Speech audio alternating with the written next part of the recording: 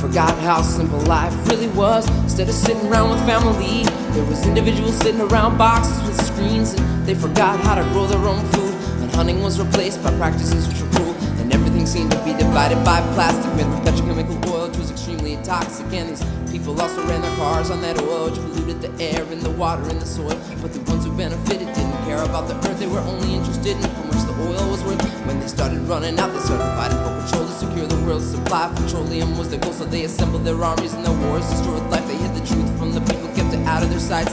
And millions of people were betrayed by these lies, convinced to kill each other and watch each other die. Entire cultures were destroyed before our very eyes. We just sat around and watched the fire falling from the sky. But all the time we knew that it could happen to us. We were living in fear and we were on the same bus. By invading other people we created more enemies, but they believed that they were doing it to make themselves free. This is the world that I grew up in, so you understand my brain when it begins to spin, searching for solutions, a better way to be. And I think much clearer when I begin to breathe. So I breathe in the air. Yeah, take a deep breath. It's everywhere. Heal my spirit, heal my body, heal my soul. I know who I am, consciousness spinning through sacred air.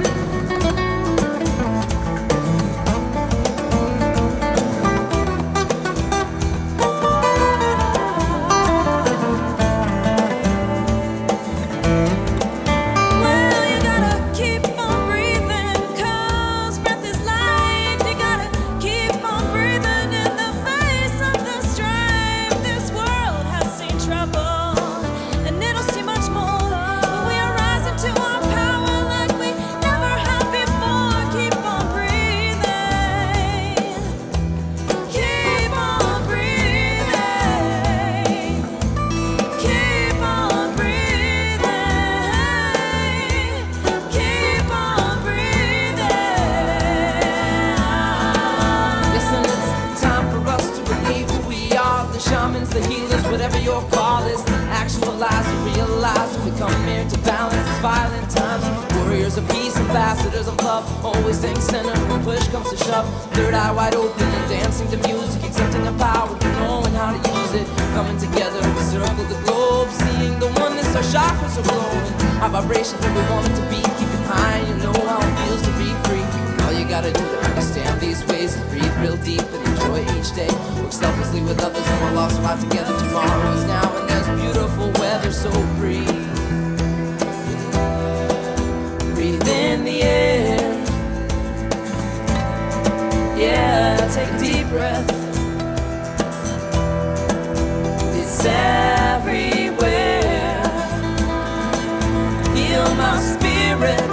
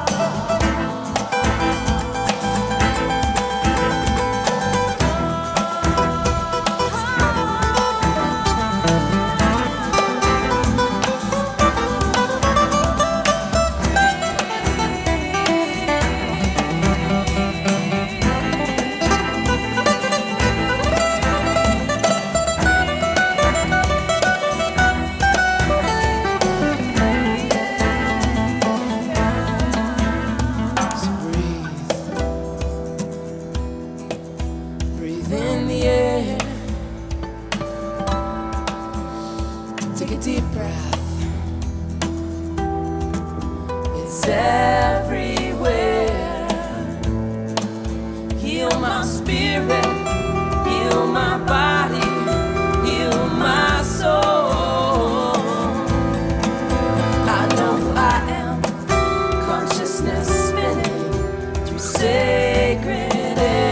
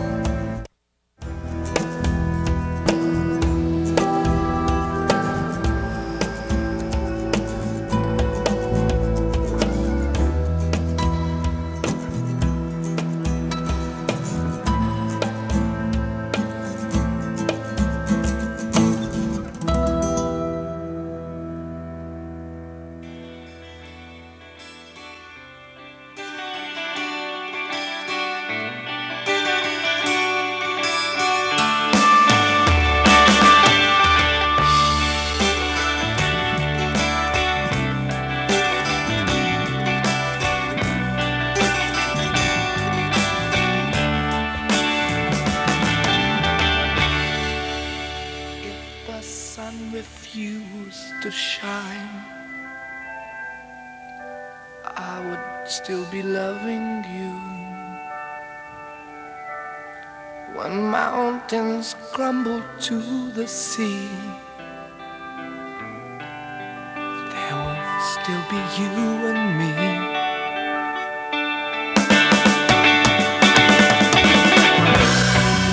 Kind of woman, I give you my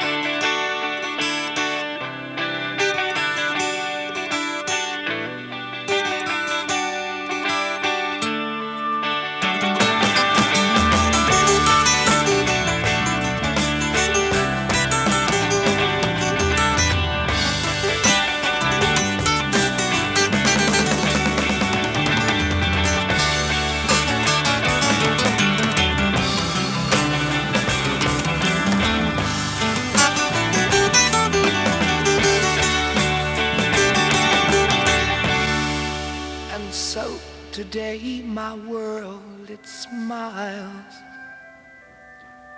Your hand in mine, we walk the miles. Thanks to you, it will be done. For you to me are the only one.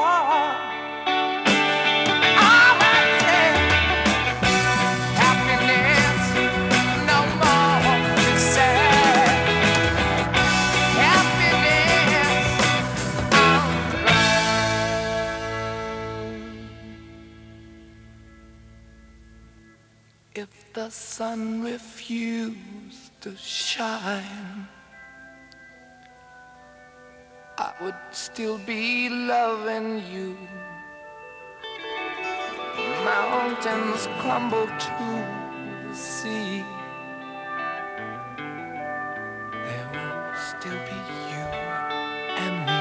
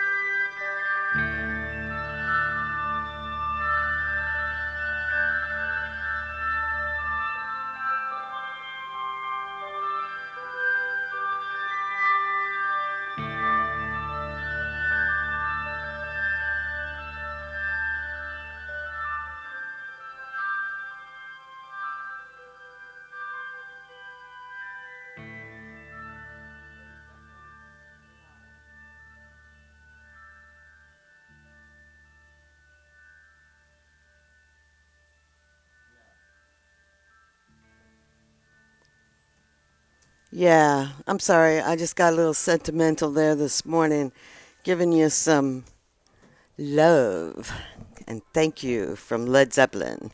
Good morning. I'm Terry Larson, Pete the tax guy? and we are here and in love.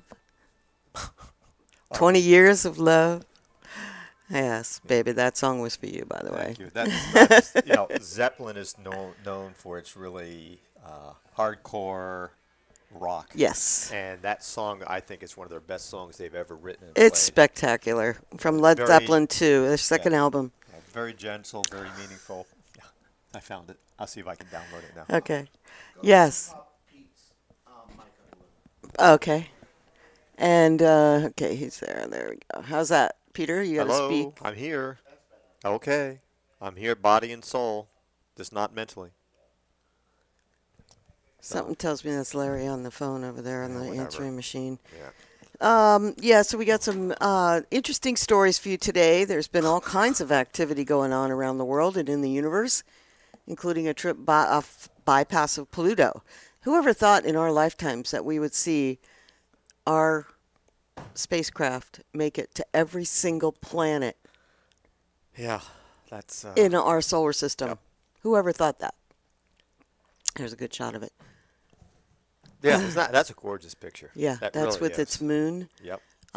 Very interesting because I always thought it would be like covered in ice, but it looks like there's actually, different colored land masses and Where's the heart showing? all Is that kinds the of. top right No, hand? that's not the heart. The heart is gigantic.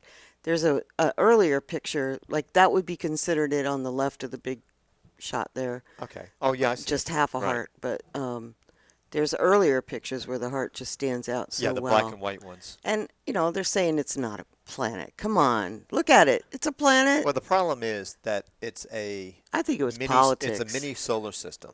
Yes. It has multiple moons. There's no sun. Can't be a solar system.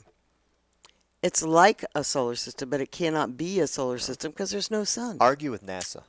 I know what Okay, they're just saying, but argue that's with not them. why they deregulate or deplanetized it. Deplanetized. That's not why they took the Okay, planetary status it's away. now called a major dwarf or A dwarf planet.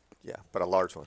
But yeah, and like I said, I think it was somewhat political. Really, there was just Do you some. think there was anti-Pluto people? There was some anti-Pluto people. Is that because of the cartoon? No, I don't think it had anything to do with the cartoon. I Well, think it Pluto the had dog to do was the with smartest the dog fact around. that Americans discovered it, and But okay. maybe they had some kind of issues with that. By the way, that's a nice So. color for you on camera. Well, thank you. Appreciate that. Yeah. Trying to be more colorful these days. Yes, your personality demands it. Getting Please, thick cut in the here, crap. guys. Getting real thick. So anyway, welcome aboard. It's Wednesday, July 15th. I can't believe it's already halfway through the month. Again, that's what happens when you have 3 businesses, 3 jobs, and what else? And, A home life and taking care of our little puppy dog, and kitties. Sydney, and kitties, of course. So, on that note, good morning. Welcome to LCM Talk Show.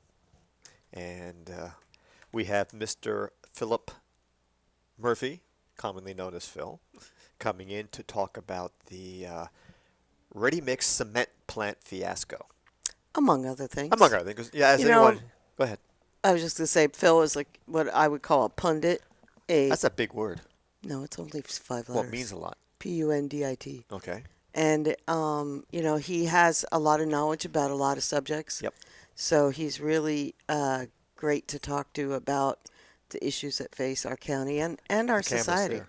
I know, but I like talking to I you. know. I'm sorry. I'm sorry. Excuse me for still being in love with you after 20 years. I like to look at your face and talk to your face. This old, wrinkled, gray-haired It face. hasn't changed that much. You had the hair and the wrinkles when I met you. Oh, thanks. 20 years. I love you too. I've been used to him. Sam Elliott. Yeah, but since that time, we got brain damage, we got shoulder damage, we got knee damage, we got Not to mention the prostate. prostate. Yeah. I got to go in for another biopsy, guys. Yeah, I'm very upset.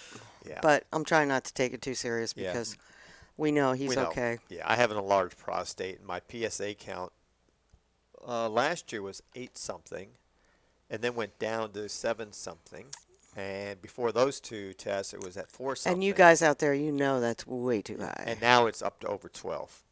So it's going up 4 points in the last 9 months. So the doctor said, yeah, I think we need to do a biopsy. And that's not the most thing to do.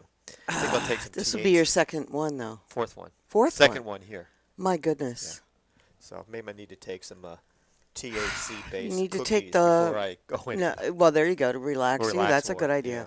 Take one of those lollipops. Oh, there you go. Uh-huh. You Couple can looks just. right before, and I'll be Yep. feeling good. And for those who don't know, I unfortunately, because I get a little paranoid. No, I get concerned. No, I'm serious. I get concerned about my health. You're And I not la- and I paranoid laugh. unless they're out to get you. Yeah, and I laugh at some of the things that are wrong with me, be it epilepsy or other stuff. So I do my research. And with prostate cancer, not that I have it, but those who may have it in the future, doing a lot of studies in Canada, Europe, mainly England and Switzerland. Some studies here in the United States that cannot be made official per se because the AMA won't sanction it, or the Boston Medical Journal, whatever it's called, New England, they won't do it. However, it appears that help me pronounce this, the cannabinoid, Oh, jeez, now you're going to make me do it. Cannabinoid. cannabinoids actually have a direct impact on, I think it's called the C2, don't ask me what that means, that actually attacks the cancer cells in the prostate, and it prohibits growth. Cannabis oil cures cancer. Now, if you take too much of a dose, it does affect the C1, which actually makes it grow faster. But the C2, when it gets attacked, prohibits growth and actually can kill the cancer. Wow. Now, if you have the help me here, I'm sorry, I don't know. metastaside Yes. type cancer, then it will eliminate the pain, stop the growth, eliminate hopefully that getting into the bones, which is when you just kiss your ass goodbye. And it does kind of help that, but it could be too late at that point. Oh, really? So if you catch it in the early stages, according to these studies, the cannabinoid, Cannabinoids. thank you, can actually stop and reduce the cancer cells. Wow. So- Well, I know that cannabis oil cures cancer. Yeah, but at least we have. So at least there's scientific evidence Yeah, exactly. to back that up. And they say they should do that in conjunction with whatever your doctor recommends too, as long as it's not the Yeah. extreme, which I don't want to even talk about. Right. So it was interesting doing that research last night. Well, it's like Bob used it with his Nose. cancer. No, lung. Oh yes. And they went in and took out the lesion, but he's completely cancer free now. And Right. you And know, what amazed me, because I've always heard that cancer in your prostate grows very slowly. It's not Yeah. a big deal. But according to all the information I read online last night, prostate cancer is the #1 killer of men in this country, especially African Americans, unfortunately. And that you have about a 5-year life sentence or term left. stop it. You're making me worry now. Don't worry about it. I Come don't on, have cancer. Give me a break. It's just big I don't want to prostates. talk about it. Okay. Okay, thank you. All right. Next. Next, I have a pleasure of going down to Santa Rosa today. Yes, that's for the neurology Go appointment. from urology 20 to years I've been neurology. married to this guy. I got to deal with the urologist, the neurologist, the what else? Psychologist. Psychologist, and not to mention the baseball guys. Yeah, we won't go there. Yeah, baseball on Sunday was not a pleasant experience. We played the #3 team, but everyone on our team agreed they're really the #1 team, even though their record does not Really? show. Which yeah, team these, is that? The Knights. Oh, really? Yeah, they are just they're hitting over 400 as a team Interesting. this year, and they do have the best pitcher in the league, no matter what anyone else Really? may say. Yeah, Rich Ependito. Yeah, I pronounced it right for the first time. Is he a former No, pro? he was like me when he went to try out for the varsity baseball team here locally, Redwood High School, I think it was, in Santa Rosa area. His varsity coach said, "Get off the field." And he said, "Why?" He said, "I don't like your attitude. You're not playing for me." And he walked off the field, never played baseball again until later years when he became the high school coach at Redwood, where he's still at. No, not Redwood. Anyway. And he has a nasty slider, a very good fastball for our age group, and he keeps the ball low, low, and low and it's very difficult to get a good hit off him because he has a lot of movement to it. So we lost 20-2. I pitched the first 3 or 4 innings, giving up 3 runs, and then something decided to happen. Is my arm went one way, the ball went another way, and throwing a change up. So I was in just a little bit of agony. So I replaced myself with Gino, and Gino just didn't have it. So we ended up losing a lot by a little. And then I went to bat, and everyone on the team said, "What the hell are you doing? Going to go hit?" No, Gino's going to hit for you. And Gino said, "Nah, I really don't want to hit." So I went up, like, "See, told you guys." So, Mr. Macho, here guy kind of went up to the baseball batting box, and first 2 pitches were balls. The next 2 pitches were strikes. So I was at a 2-2 count. I was being very patient, hoping he'd throw the ball kind of over the outside corner of the plate so I could kind of go to right field since he's such a good fastball pitcher. And he threw me an inside cut fastball. So it was coming into my hands. And I swung, and the bat went one way, the shoulder went the other way, and I literally fell on my knees in tears. And the opposing catcher happened to be a gentleman that really, we get along very well on the baseball field, just looked at me and said, "What are you, nuts?" Picked me up off the ground. You are nuts. And escorted me back to the dugout with the help of my teammates. You didn't tell me this. Yeah, I did. No, not that Yeah, whole I long did. story. Yeah, I did. Anyway, so needless to say, my body is not in the best condition for baseball. So Really? So I have benched myself until my arm gets Well, better. good for you. So Gino's going to start. Rudy's still got 2 games before he goes to Sturgis, and he's riding on the Oh, way Rudy's to going to Sturgis. pitch? Yeah, he's pretty good. Decent. For I a couple know of he innings, is. I'm glad to see for he's a couple coming of in. innings, he's good. Yeah. And then we can just throw George for one with his knuckleball. And worst case scenario, if I have to pitch the last 1 or 2 innings, I can do that. I just can't pitch a lot of innings right now. But in the meantime, I'm going to go play center field. Oh, really? Because Randy's on vacation for all month. Oh, so you're short people. We're short outfielders. The outfielders we have are not exactly speedy runners. So I'm going to go play outfield and patrol that and see if I can give our pitchers a little more outfield defensive support. Because I can still run. I just can't throw. So anyway, so our team is having a great year. We're 2-10. 1 game out of last place, but we play the last place team on Sunday, the Blues. So you might get lucky. You mean there's somebody worse than you guys? And we're tied with the Ports for only 2 wins each. And so we play the Blues this Sunday. Okay, so you're not in last place. And then we play the Ports 2 That's weeks in good. a row. And I beat the Ports 5-3 in the beginning of the year. So we have a chance to actually win 3 games in a row and bring our record up to 5-10, which is a little bit more respectable. Still sucks, but a little bit more respectable. So stay tuned, folks. You just never know. By the way, this league is called the Redwood Baseball League, based out of Santa Rosa. All age groups from 25 up to 55 and over. And the older you are, the harder the competition is, believe it or not. The young kids, 25 and older, still think they're major league ball players, and they play and act that way. 45-year-old guys are still extremely competitive, but their attitude is a little bit less. But our 55 and over group, I can't tell you how many ex-professional ball players we have in our age group. It's ridiculous. So, on that note, that's enough about And on baseball. that note, stay tuned, folks, because one day you're going to tune in and Pete will be in the hospital. The way you're going. That wasn't very nice. It's just a fact of life, dude. You're pushing your body. You're 60-something years old. 63 and counting. I wasn't going to release I that, don't mind. but that's okay. I don't feel that old. And Feel you like know, 90. you're losing weight on a very No, I'm back. I'm staying at 125. that's still too low. You're 25 pounds less than what you should be. I know.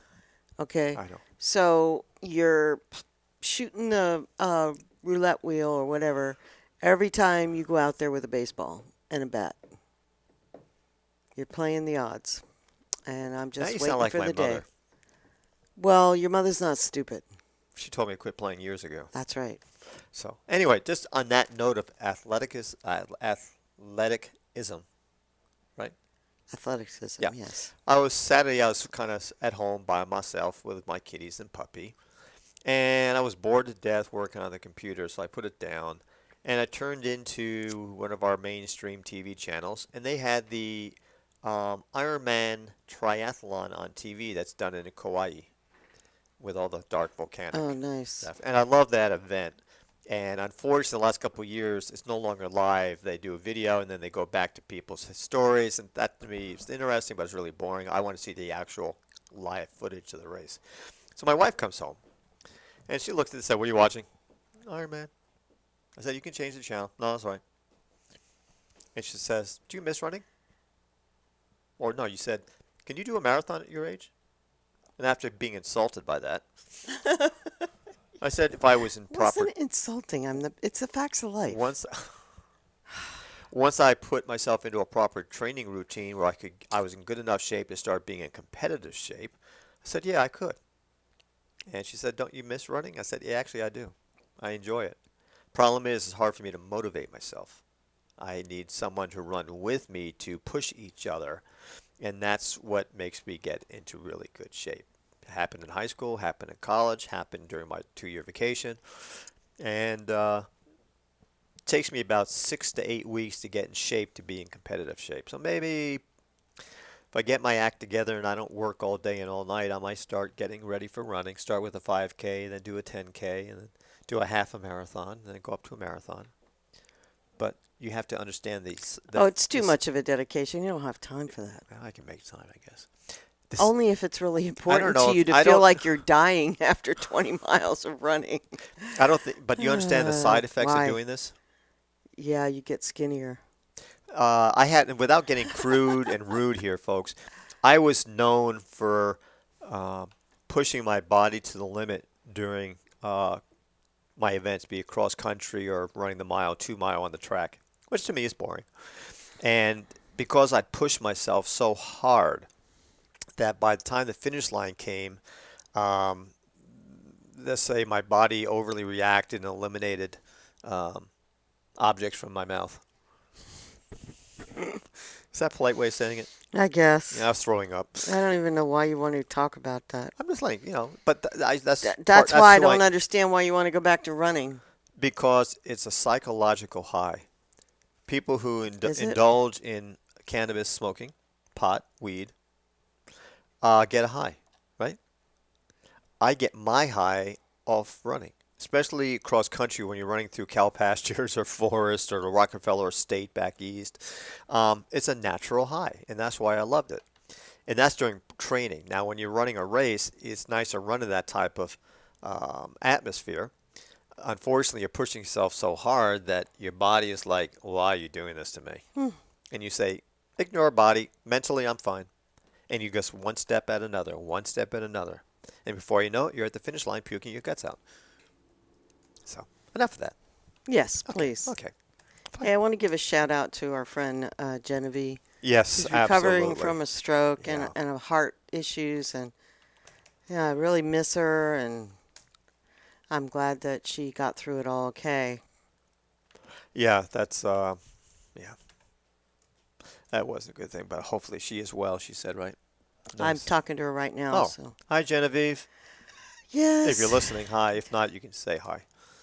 I was going to say something else. Oh, we were watching I was watching while my wife was upstairs messing around eating dinner without me because I wasn't hungry. yeah, you weren't. I was watching the All-Star game, and I watched the All-Star game because I like watching certain new players play, like Mike Trout of the Los Angeles Angels and Paul Goldschmidt of the Arizona Diamondbacks and A.J. Pollock of the Diamondbacks, and then Hyper. Jesus. Oh, where's my memory? Anyway, the dude from the Washington Nationals. These guys are all under 25. They're awesome ball players, and it's a joy to watch. As a matter of fact, for those who do follow baseball, New York Mets pitcher who won the Rookie of the Year last year, Van Grom, I can't pronounce it probably, Van Grom. He came in, and he has hair past his shoulders, which for baseball is very unusual, except for Tim Lincecum until he cut it. And he came in, and he was throwing BBs. and he struck out all 3 batters he Okay, faced. explain what that means, throwing BBs. BB's is like throwing a fastball near 98 to 100 miles an hour. Oh my gosh, they call those BBs? I'd call that a high-powered rocket. That too.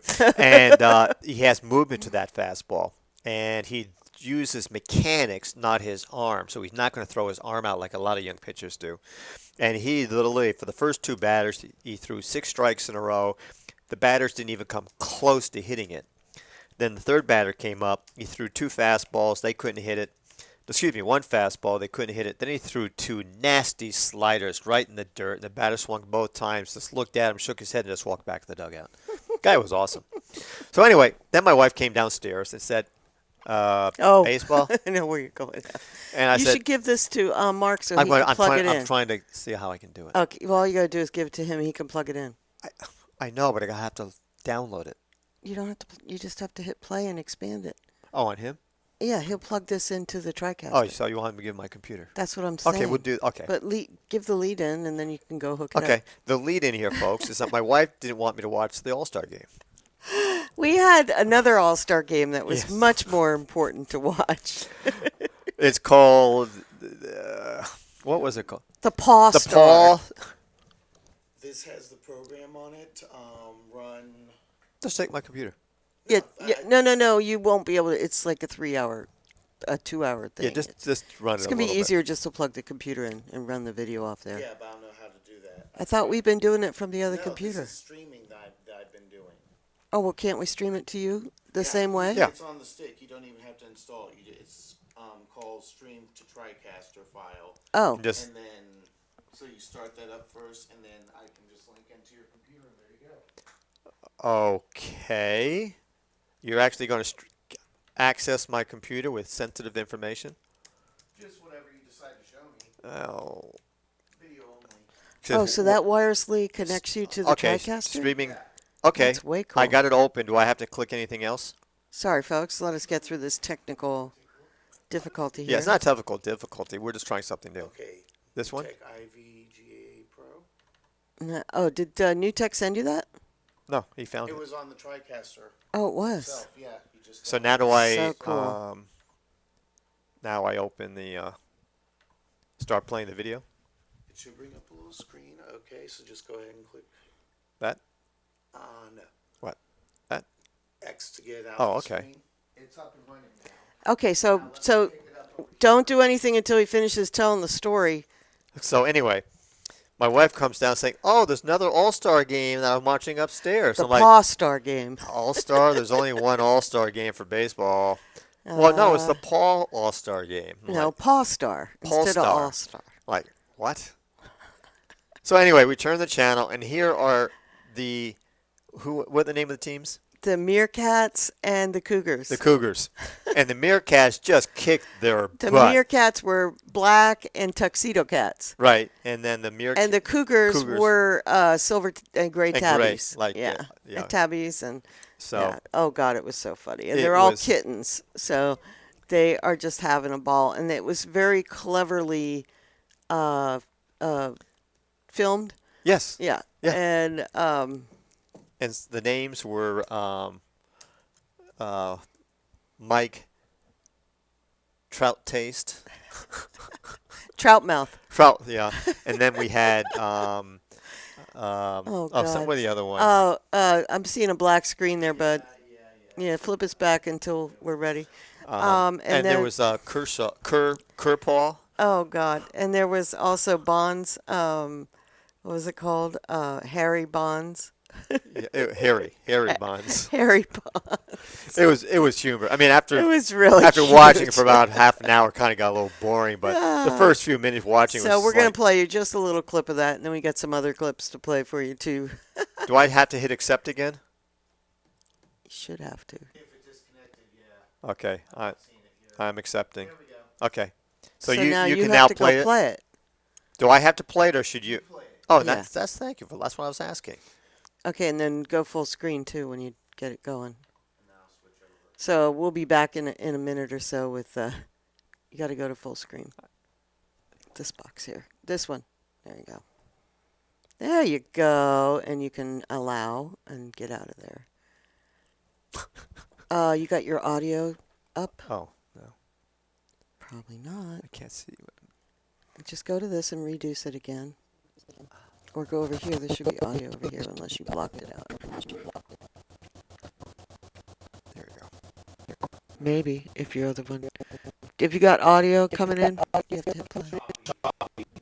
Anyway, We just wanted people to see, to get the idea. It's so cute. You allowed it, right? Okay, so this originally was broadcast on the Hallmark Channel, and we discovered it on Channel 4 last night. here we go. Get rid of that. You got audio, Mark? Here we go. I got the chance now. Yes, that's a problem. There we go. That's because it was turned all the way down. Turn it up. It's I coming know, back. because we had to X out. Let's go back to full. Oh, you got to turn off our LCM TV too. That's what we're getting. There you go. Now accept full screen. Sorry, folks.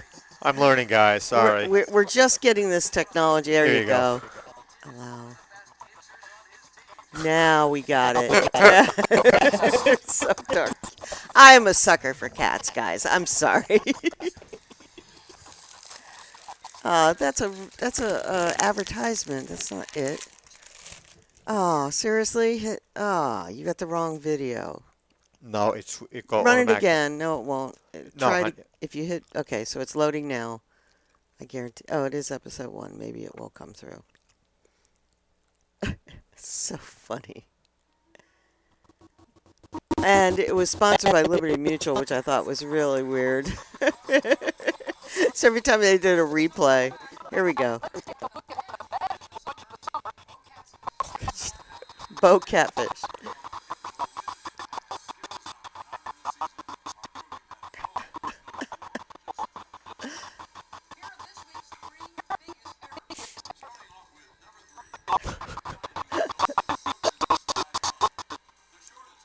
Siamese Sosa.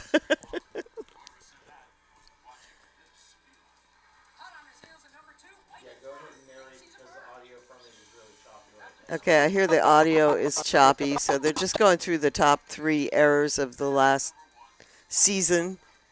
Oh, look how cute he My is. trout breath. Somebody's knocking on the door. That's all right. I'm out of the camera. What door? Sounds like the back door. There we go.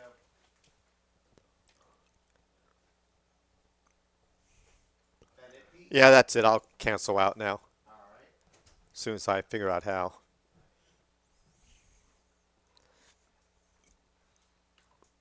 Okay. Anyway, folks, hope you, if you those cat lovers out there, you can go to YouTube under the Hallmark channel and just type in Kitty All-Star Game or Paw Game, and I don't know if you guys like cats. I think it's very humorous, but that's just me. So that's what we watched instead of the real All-Star Game, and there was a lot more action in the game, and it was humorous. So anyway, what can I say? Anyone at the door? Okay, yeah, it's Cheryl.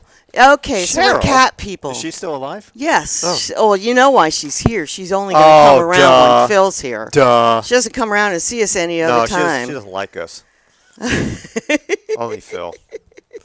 So, on that note, Okay, so yeah, let's go back real quickly and just talk about how cute those kittens were. I'm sorry, guys. I'm a sucker for a cute cat video, and that one sure did get me. yeah, it was nice. So, other stuff we have.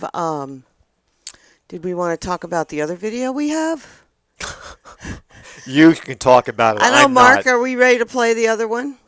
Okay, folks. We in our newscast last Wednesday, 2 days ago. Monday. Today's Wednesday. What's today? Wednesday? Today's I'm Wednesday. brain damaged. 2 days ago, last Monday, we ran a story called "And the Final Word" or "The Last Word."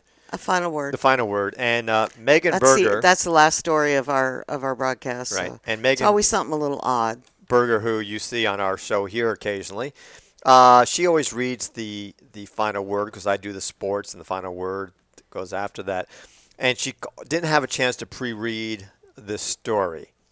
And the story was somewhat risque. No, it wasn't risque. It was actually a story about Sweden and how in Sweden they have names for their towns and mountains and lakes that are a little odd. A little? Some people might consider it risque because there's like Big Ass Lake and I'm very. Penis Vagina Town. And Okay, don't get away. I'm a little bit conservative, guys. So I was like, really? So anyway, but Megan just could not keep a straight face. She just looked at this and tears rolling out of her usually eyes. she gets the text before the show and reads everything ahead of time. This particular day, she did not have an availability to do and that. she got shocked as she read it. So are we ready, Mark? Okay, folks. So we this don't, one should get you laughing. Yeah, I know hopefully the we're- other one was a little weird. and but hopefully this we're one- not offending you. We are. Yeah, we don't be apologize. offended. There is some. There's nothing there that she says that you can't say on television. But again, Okay, we we'll gotta try shut this, that folks. down here. Okay. So whenever you're ready, Roll you the can Lahome roll is a it. small town of How come we can't hear approximately it? 6,000 souls Because in we're not northernmost getting and money back. southernmost Sweden. It boasts a few miles of sandy beach, the area's largest river, and lots of lakes. Dating back to mid-13th century, Lahome is one of Sweden's oldest cities. Tourists come for the salt You get a baths good in the close-up of summer Megan and and skiing in the winter. as tears By start to look at accounts, her it's a lovely eyes. place to Oh my live. gosh, she was So, laughing so hard. so like hit real It was estate classic. agent It Henrik really was. I hope Hackison this goes selling viral. certain We've got it. quaint We'll have it two-bedroom up on our property on the Facebook outskirts page. of town at the And bargain I price just of want everybody- $50,000. At a time when the Swedes are wrestling with the nationwide housing Everybody just crisis, to see you'd it. think She handled it $50,000 so two bedrooms would get scooped up. Interesting, right? The problem is this particular She's a little shy. I didn't realize that she'd be so shy. And now- she started blushing. Okay. too, so- You're not saying this, not me. is now famously known as the penis vagina house. Who said we're not the normal news? According to the we local, We to did. the locale, the house is the This is what local. you have to The look house forward is to at the located news on the at noon- nearby news village at of noon, Snorslida. folks. Watching Snorslida, people which crack up translates to penis and vagina listening to in our weird Swedish. stories that we The collect. house has actually been on the market for 3 We were years, up till and 3 in the morning Hackinson collecting denies them that last the name night. is causing it's any a problems. labor-intensive job, It's a but very the small payback area is that with we're not too many really customers. finding he told interesting the stuff local. to share with But our we've sold this readers. house before, and we believed we can do it again. No, I started It last at 10 changed o'clock hands like I 10 always years do. ago. Hackinson's plan You know, by to the market time the you get house me the to national Danes wanting stories, to it's 10 relocate o'clock, to so Sweden I who can't don't really do understand anything what until then. Snorrislav means. As local media has gleefully pointed out, Sweden has curious tradition of giving their towns unusual names. Nor could I keep a To straight wit, face. outside of Mora, famous for its skiing, I the was town just of cracking up. Rovalet I had wrestles tears with rolling its down name, my which face, too. translates to Yeah, the you didn't help butthole. her at all. When you laugh, she laughs. Yeah. Shows my maturity here, right? Yeah, a lot. Near Uppsala, just north of Stockholm, residents are fond of It's a strolling classic through live or news a moment. deep That's what I ass. love about live TV, though. You know, you just never know. Postal story. Near Gothenburg, Sorry, I'm one very can shy, take a dip in guys. the store of Roven or You know, I couldn't even imagine you reading Big it. Ass Lake. It was bad enough she read it. God, I look strange on the news. That's because my Try it hair's again. tied back. Yeah, I guess. There's also Kochton. Poor Megan. She chose the Handled story, it. not me. Meat Lake and Pisholmen. Love you, Megan. Little Piss Island. You're going to go viral, kid. You're going to be known everywhere. In northern Sweden, Sextras means sex swamp.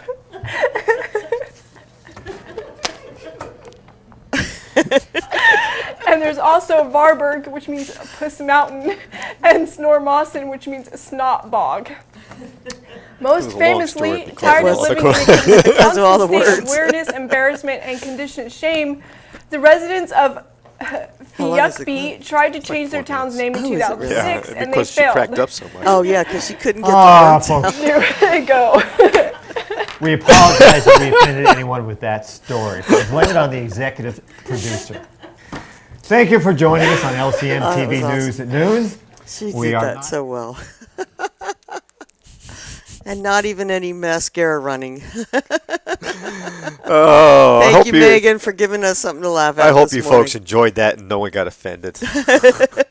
No, like I say, none of the words are any No, words not at any all. worse than anything you'd hear on normal No. television. But those are some of the stories we have on our newscast besides the serious ones. Yeah, we that's try our to final word, have a which- little bit of levity to Our the final word situation. is always a little odd, and this week it'd be no exception.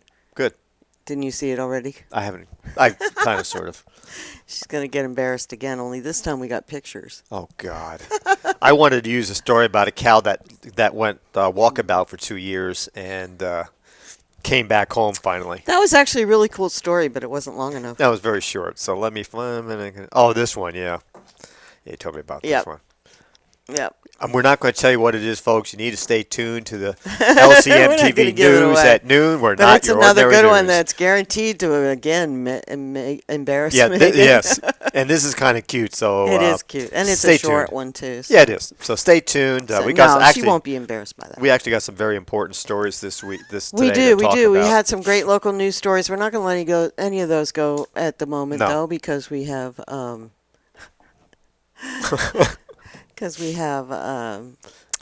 lot of other stuff to talk Right. about. Let's talk about the weekend. By the We way, have a- folks, we have a 30-second delay when we watch ourselves. Make sure Oh, the stream that's is true. So working. we're still laughing at- watching the. We're laughing at things, and they're not even telling what we're laughing at Right. because we're ahead of them. We are. So, See, don't I look much better on screen with my hair down versus having it tied back?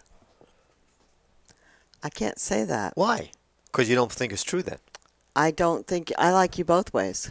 I don't prefer one over the other. Well, I prefer it this way, but then news anchors don't have floppy long hair just That's hanging right. out everywhere. That's so, right. You can't. You got to keep that professional look, just Yeah. like we told our director the Yeah. other day. And those who do watch the news program, I'm not wearing a tie because it's hot. Too hot.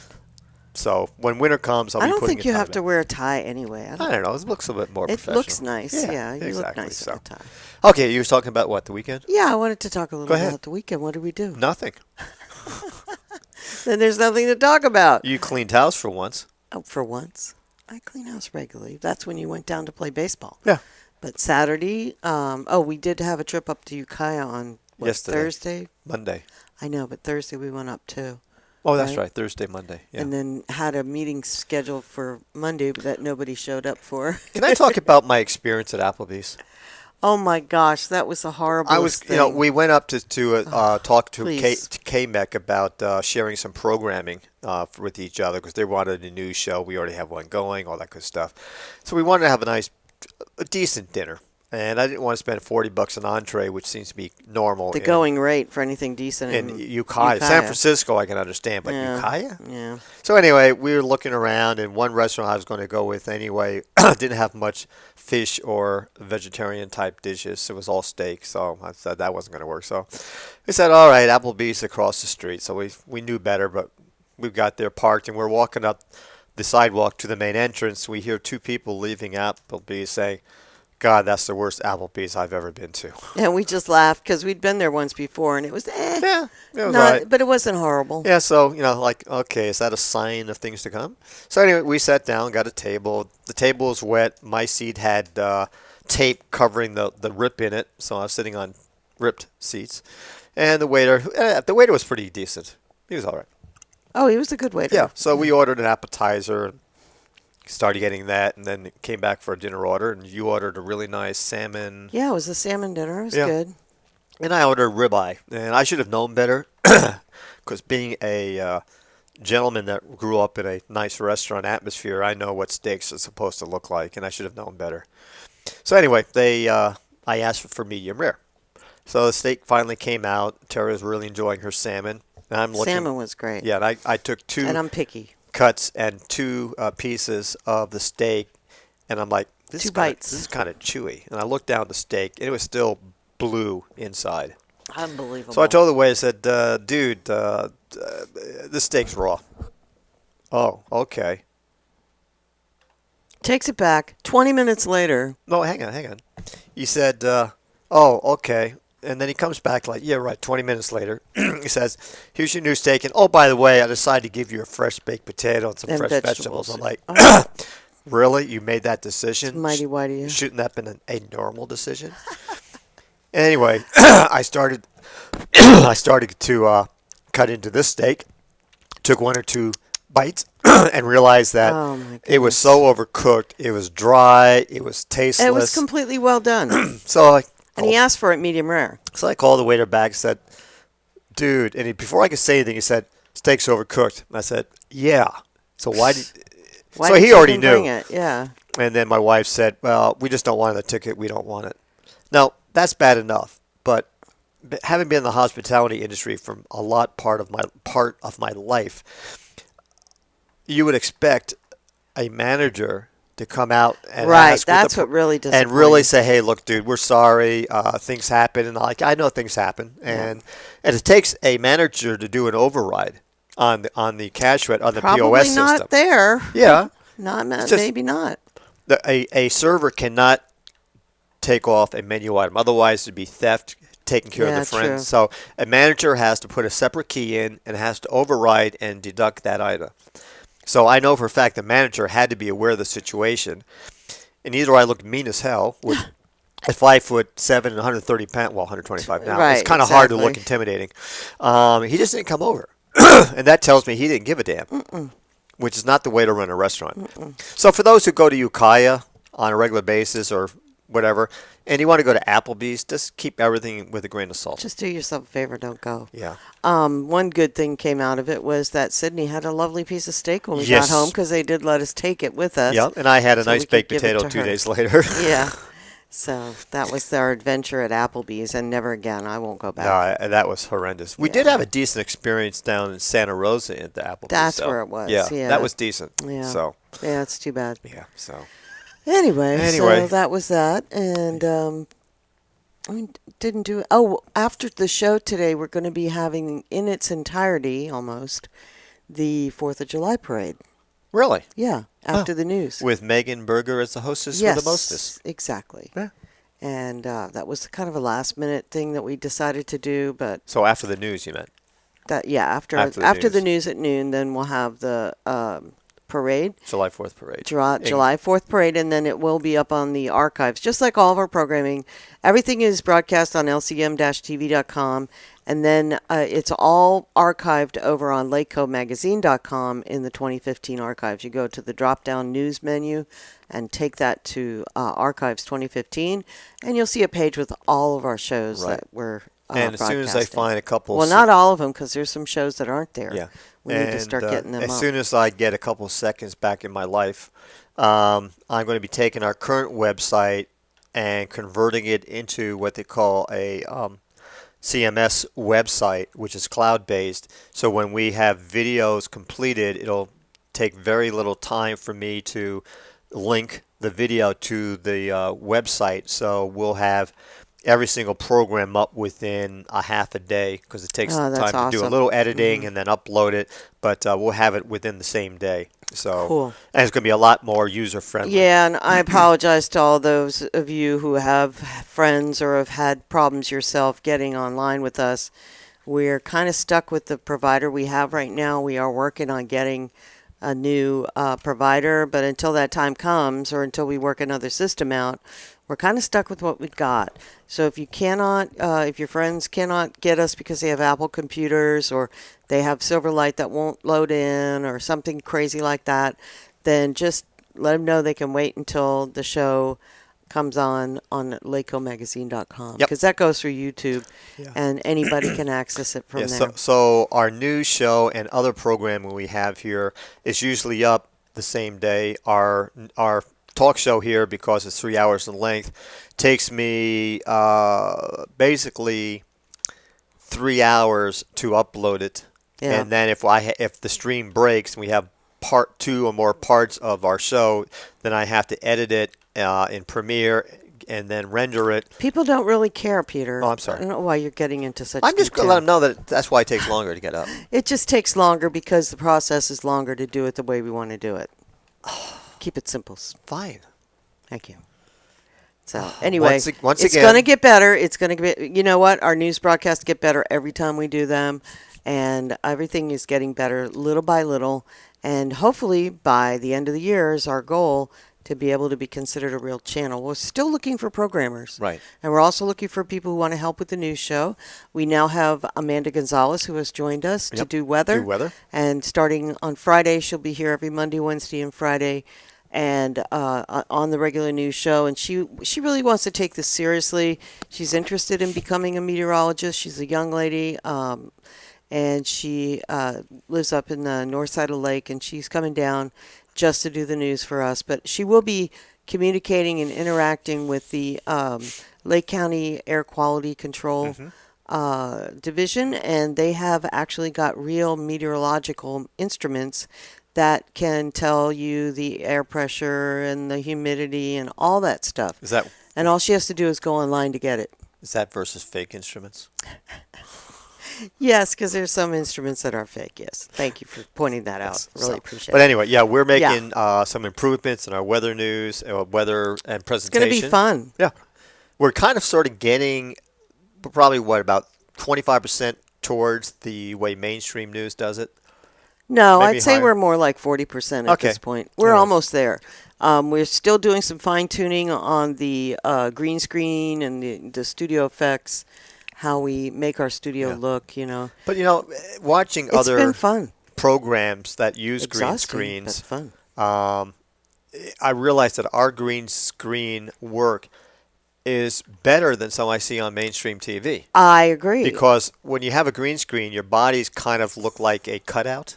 Is that a good way to it describe can if it's not properly Right, tuned in, but exactly. Mark does a really good job Absolutely. tuning But it in. watching TV on the big channels, I see that image sticking out. It doesn't blend in. I'm like, Yeah. So we're doing it. Sometimes do we're a better getting it. job. We're getting it good. Yeah. And the thing that gets me is when we watch other newscasts is the mistakes that they Oh, make.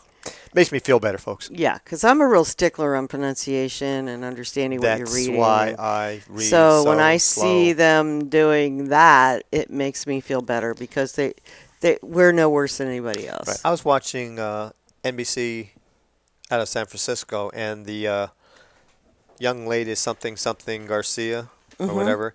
I think she's a very good anchor and very personable and very relaxed when she does her presentation. But I notice how fast she speaks. Yeah, They and all speak that fast. because they're trying to get a lot of information Right. in a little bit of time. That's where we're like a little different. Well, that's why they're professionals. We're not, because they work 8, 10, 12-hour days, so they get in, they do run-throughs on their script, they go through the pronunciation of words, which I have trouble with sometimes, but they talk fast, and I try not to. I try to keep a low key, talk slowly so I can enunciate properly, and everyone can understand and listen to what I'm saying. So that kind of makes us different than everyone else. So. God, it's all 10 o'clock well, already? Remember, we're not your normal We are news. definitely not your normal news. We're not your normal anything. What's the Let's last time face you it. saw a news anchor be a tax dude? Not recently. Not recently. But it happens. It's not that Well, that'd be the unusual. business part. I'm talking about the real main anchor, Okay. as you call me, the host with the mostest. Yes, dear.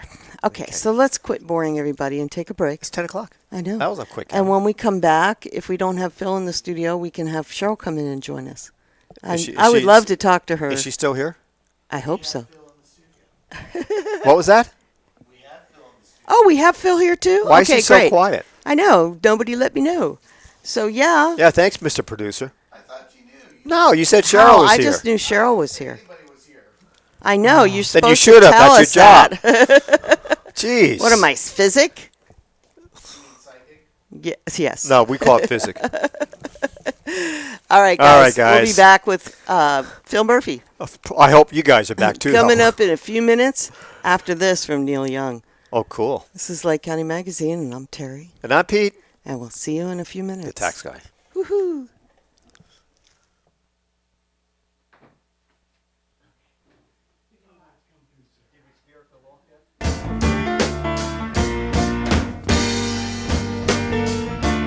Southern man, better keep your head. Don't forget what your good book said. Southern change gonna come at last.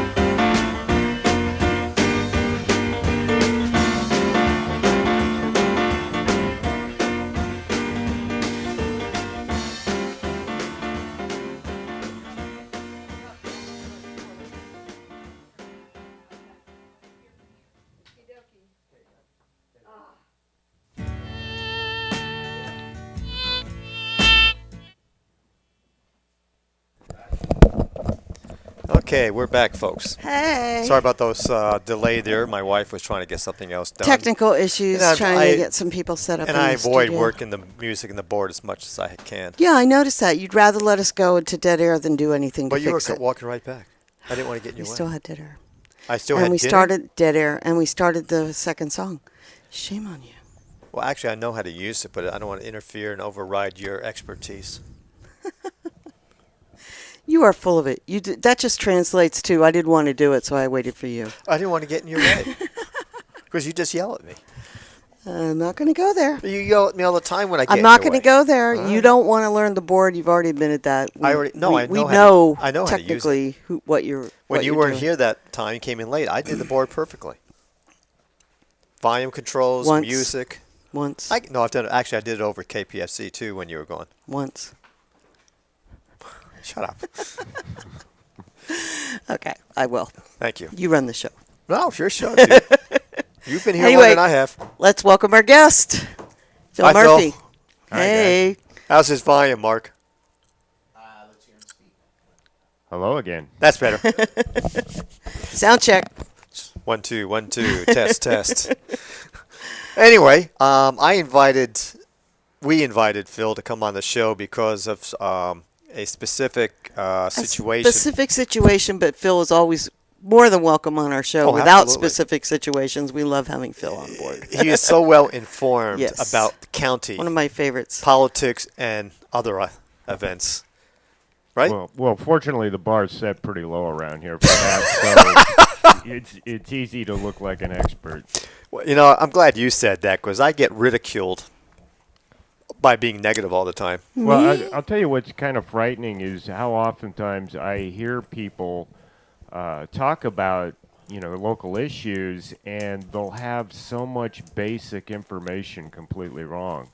So It's kind pretty of scary, isn't frightening. it? Yeah. And the thing that's a little odd about that is that people seem to have an awareness of the issue overall, but like I say, their facts are really screwed up. A lot of times. So before we get into, if you don't mind, we can go into a totally different range of subjects.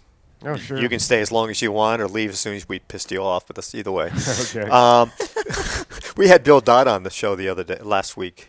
Yeah, I'd like to have some time alone with him. Believe me. Okay. I actually don't mind the guy. I think he's pretty cool. I think he's an action guy. That's the thing I like. He is out there actually trying to do things. Yeah, I like that. That's been my impression too. And the Mm-hmm. other thing I kind of like is that he doesn't seem to be a party hack. Not yet. No. No. He seems to be his own man, pretty much. So we were talking to him about two issues. One was the governor. He said I call it redlining. He actually said the governor blue lined the $1 million allocation for Clear Lake.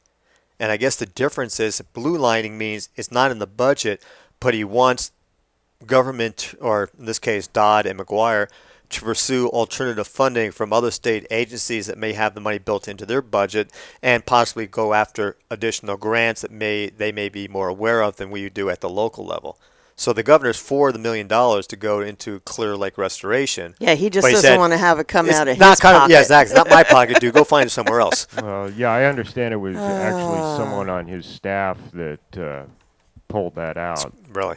They had some kind of issues with it, and I'm not sure exactly what. It would be nice to know exactly why it was pulled out. But on the other hand, I don't really blame them for doing it because, unless you've got a project in mind, a specific project Right. in mind, I don't think they should just be handing the county a blank check. Well, it's the same thing as we talked about over the lake sales tax issue. Yeah, I Yeah. mean, they were actually a little, more specific there in that they listed off some things that in general, that they wanted to do. They weren't too forthcoming with details about these things, but again, unless you have a plan, Right. a specific plan, I don't think people should be just, showing up saying, "Give us some money and we'll figure out what to do." Exactly. But to Mr. Dodd's credit and McGuire is that they are trying to at least raise the funds alternatively and come up with a game plan. So, unlike a lot of politicians, say, oh, well, okay, it didn't work and go on to something else, he's still going to stick to his guns and try to find the funds and do something with it. So he's not giving up on us. Yeah, and that's kind of like why I would like to be able to talk to them and say, hey, there are things here that we could do, and if the money was dedicated to these specific projects, then Right. it might make sense. But Well, he's coming on our show about once a quarter. So next time we have it arranged, we'll have you come on in. Yeah, Okay. you should come in Seriously. and talk to him. That's a great idea. Actually, honestly, I was thinking of writing an open letter to him. And That's a Mike good idea, McGuire too. and Okay. trying to get that published. And he because, does read Lake County Magazine, as far as we know. I mean, he's a big fan of our show and For everything. whatever too. reason. Not quite sure why, but he is plugged in. So well, definitely. And the other issue we raised, I haven't heard you too outspoken on this one, unless I just haven't been around enough. We addressed the road tax because Brown or his staff announced that our California roads are in such disrepair, the highways and stuff, that they wanted to increase the gas tax by, I think, anywhere from 10 to 30 cents a gallon to be able to repair the roads over the next 5, 10, 15, 20 years. And he made a comment that the highways or state roads here in Lake County are actually a lot better than some of the other roads you've seen. And I asked him, said, why do we need more taxes? He said, well, we got to come up with the money somehow. And I raised the issue that in examining and discussing the city of Clear Lake's budget, that almost 70% of the gas tax revenues that come into the city are spent on admin and not road repair. And he said, well, that just must be an exception. I said, no. The town manager and the council made it very clear to me that this is common among all cities in the state of California. So he said, I did not know that. So he's actually going back and looking at the matter of how sales gas tax is actually being used and what the statute actually demands on how it is to be used. yeah, it'd be kind of nice to see if it was dedicated to projects themselves rather than ongoing. He says they staffing shouldn't be costs. Yeah. using it for salaries. What- That's what he said. Right. What Clear Lake told us, and again, Clear Lake, did I say that? You're so Okay. mean. Said that, well, the definition or the use of gas tax money is basically for road maintenance repair, and I'll use this word, research and development, R&D. So they can assign money to salaries and benefits to those people who are working on proposed budgets or proposed scenarios, i.e. research and development.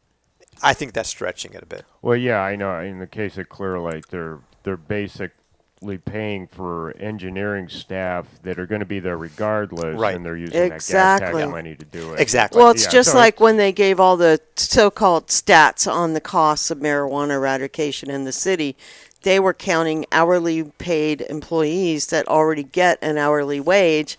They were adding that in as a separate Sure. cost, Right. including the policeman's hours. Yeah, so it which wasn't is an false. additional expense. Exactly. It's an expense that Exactly. would Right. occur But that's how they do regardless. math in Clear Lake. If I we did that with figured out. American Airlines, I'd have been fired. Well, yeah, again, it's more smoke and mirrors. Yeah, that exactly. They use to get away with things that they probably shouldn't. Right. And, you can kind of understand it in Clear Lake's case because they're always stretched for money. But on the other hand, this isn't really the way to deal with it. No, and they're the ones lost 3 times now and trying to put a gas tax into the city of Clear Lake. Well, sales tax. Yeah, so excuse me, Sales that's right. tax. Right. Yeah, Yeah, you but were sorry, thinking no, of you're road right. tax. Yeah, you're right. Yeah. And I find it humorous that they actually have money coming in that they could take care of their roads, but they choose to spend it differently. Well, that's the sad part about Clear Lake. Well, things may change. There's a new city manager there now. And he's economic based. And he actually seems to be a reasonable guy with a lot of experience. So let's keep our fingers crossed. Yeah. We could be surprised. Yeah. Yeah. Right. Unfortunately, they still have the council they have. But, Right. I mean, Yeah, I the don't city know that- manager has the power in the city, let's face it. So, Yeah, that's true. Mm-hmm. I don't know. In my experience, the attribute that most city managers have is the self-preservation instinct. Yes. They Yep. tend to do what they anticipate their bosses Well, yeah. will want or would Well, like in to the do. case of the last city manager for Clear Lake, there was a lot of, this is what I want to do, and this is what I recommend. And she basically drove all of the choices that were being made because the council had such blind faith in her that they didn't question anything she gave her recommendations Can I on. explain why? Sure, if you want. If you think there's a reason. that Well, you there can is, explain. because the members of the city council really don't have the knowledge, the Well, experience, that is or a the problem. Yeah, education that's true. to even understand what she's saying, no less to come up with alternative Unfortunately, solutions. that is true, yeah. I mean, let's face it, they're not the brightest bunch on the block.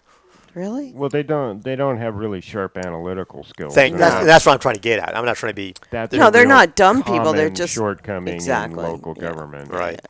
And I'm Yeah. not going to bring up the finance director because that's just putting wood on the fire.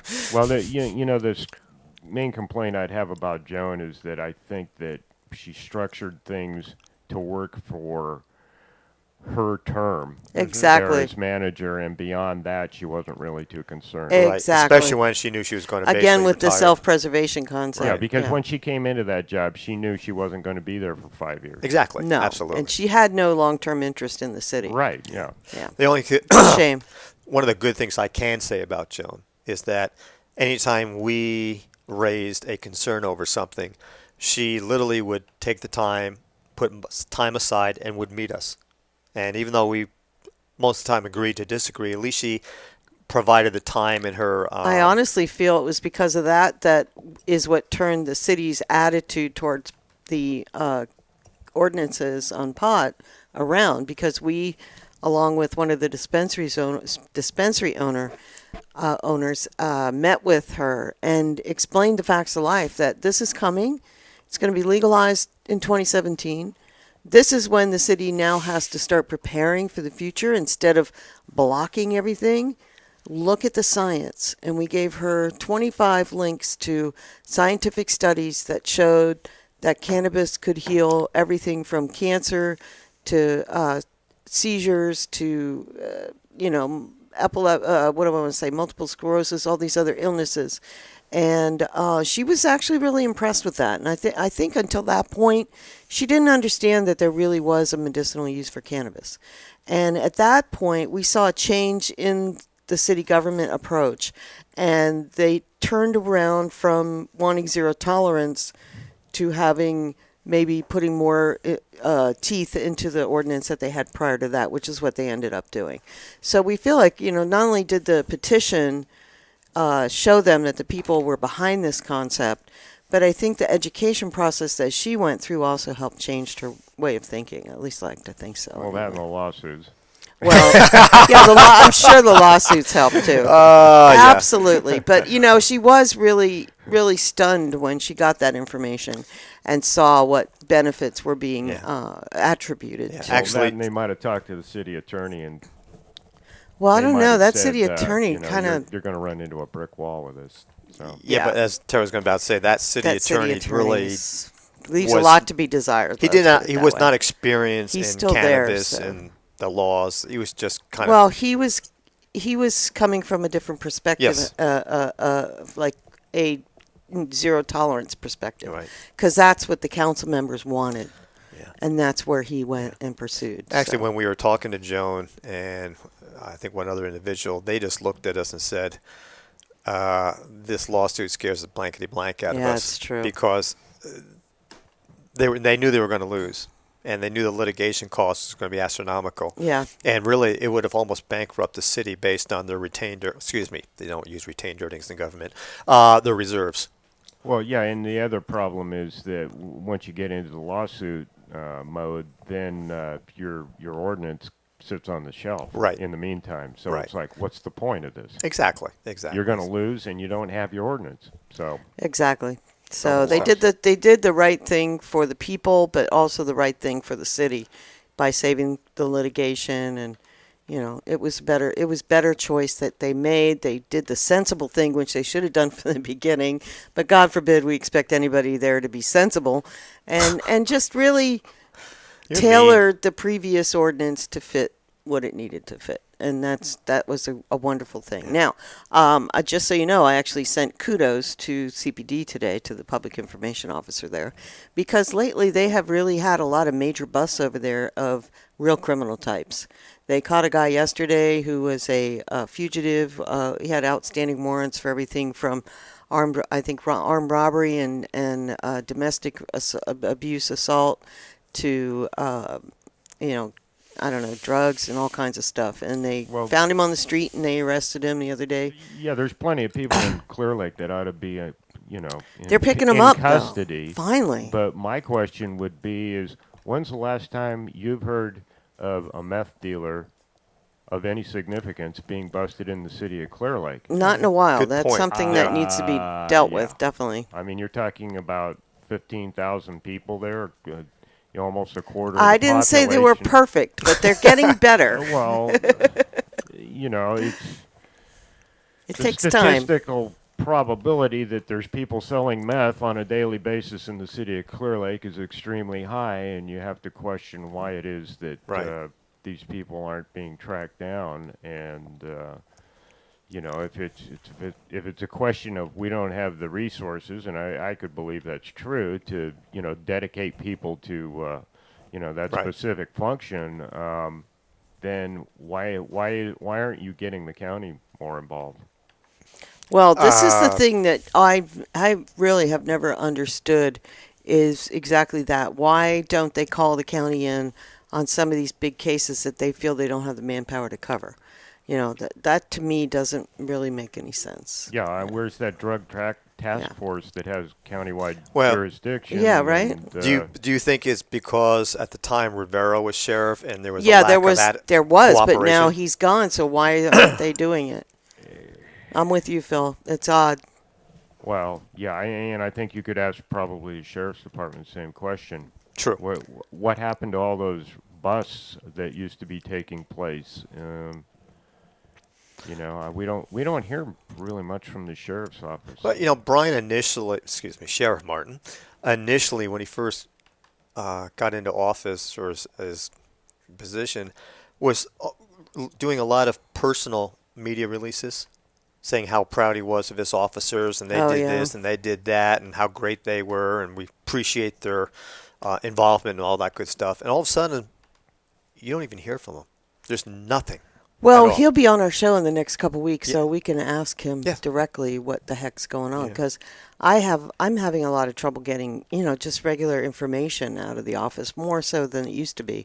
They stopped using Nixle, so unless Really? it's an Amber Yeah. Alert or something like that. They're be not darned. putting regular news releases out as much. Well, I remember when he first got elected, I had asked him publicly, could you please put out a press release whenever you bust someone with more than 1 ounce of meth? Absolutely, they should have. Just so the public will have some Frank idea used to do that, of, yeah. is this problem diminishing? Is it increasing? How effective are you But being out there? honestly, you know why that won't happen? It's And- because the county wants everybody to think that this is a beautiful place with a clean lake, with no worries, no crime, and by publicizing it, you're publicizing the crime, which in their opinion, will hurt the tourism. Honestly, I've heard him say this. Okay, maybe that's Yeah. his rationale, but he just at that time said I'm not saying that- Martin said it, but Well, that's Brian the did say when general I asked attitude. him that he just flat out refused. He said, "No, we're not going to do that." And it wasn't really clear. Well, I think to he's me being- But I think it is why. because of the whole tourism angle. Yeah, I They think don't he was- want to. They don't want to glorify crime. Yeah. Well, I think he was Yeah. told to take that position. Yeah, I think So. it's a countywide. Right. You see the same problem with the notices on the lake. The public information officer for the county, Jill Ruzicka, actually, is physically stopping these signs from being put up to try to keep the whole tourism thing under control. And to me, that's playing Russian roulette with people's lives, with animals' lives, because the right combination, and you've got a toxic situation there. Well, it's Yeah. funny you should mention that because I was talking to Scott DeLeon, our Water Resources Public Works Director, about 2 weeks ago at a Board of Supervisors meeting, and I was doing this privately. It wasn't an open Right. session or anything. And I was really surprised at some of the comments he made about the county marketing effort. Really? He just thought it was completely on the wrong track. It is. it is. Totally And ridiculous. It was counterproductive that they were basically misrepresenting. And isn't that the one that Melissa Fulton's involved in with the chamber and all that? Well, They're being that- paid to do this? The chamber is subsidized by the county, by Right. the cities, but he was talking specifically about the county's own marketing. Uh-huh. Manager, program. the economics manager, and all those Well, people. And yeah, Ruzicka, who's the part of person it, in but I charge think of he that. was- She's the yeah, I think managing. he was talking more Yeah. to Ruzicka. Okay. And She is the one that's in charge of that. yeah, he just basically thought that they're making the same mistakes that have been made for years and years and years, and in order to really be productive in this thing, you've got to be upfront about people as far as what their expectations should be at a given time of year, as far as the lake's water quality goes. Right. And they're not, Right, they- right, right, And exactly. I've been saying this for years. Through the Just- year. just I be mean, honest with people, you want to go in the because- water in the spring, you're fine until about May, June, something like that. But after that point, don't go in the water. Tell Well, people this. Or adjust your expectation. Yeah. You know, I mean, if you, It's going to smell.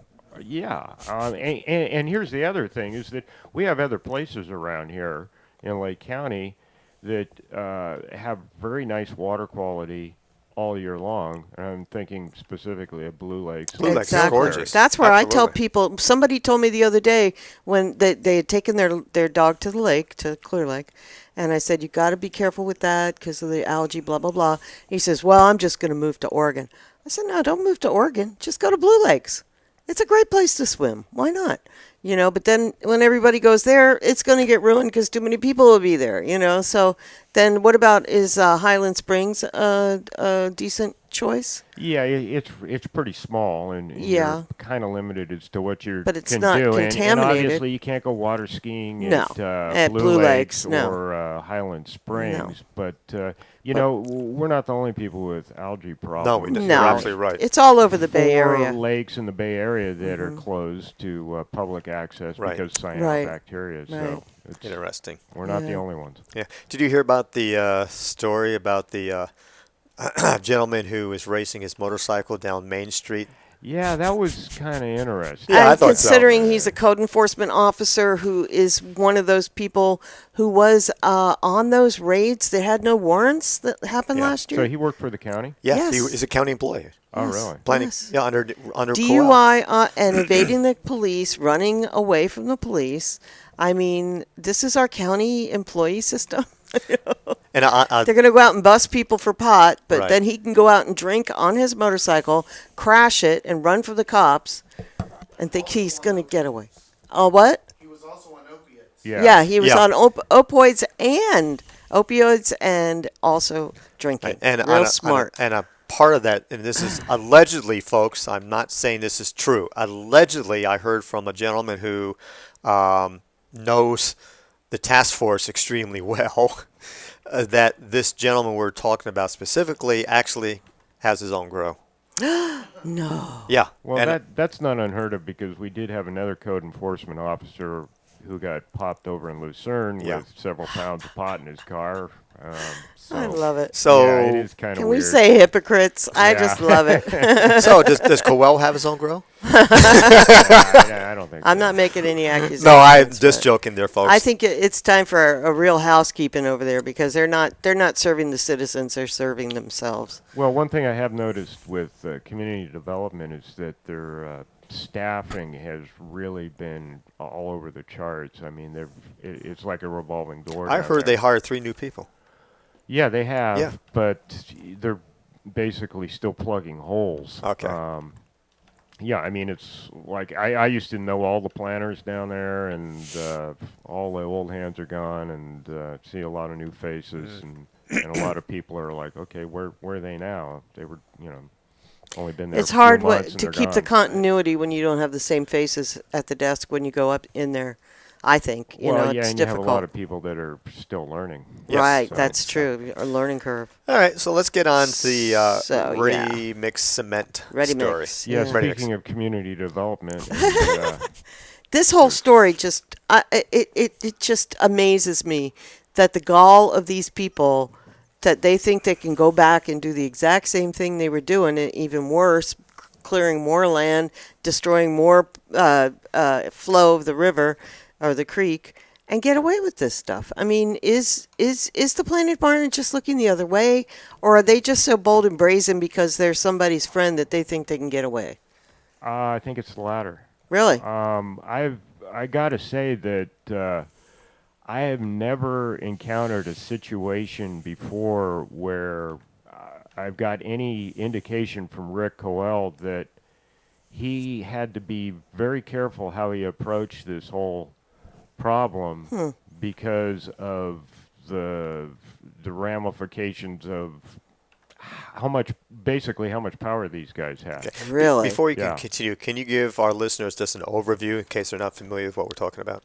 Okay, basically, what the situation is that Clear Lake Ready Mix has a aggregate plant, which separates dirt from gravel. Basically, is what they do there, and it's right next to the Kelseyville Dam, which is out in the middle of the Big Valley, right on Kelsey Creek. It's literally a stone's throw from the creek.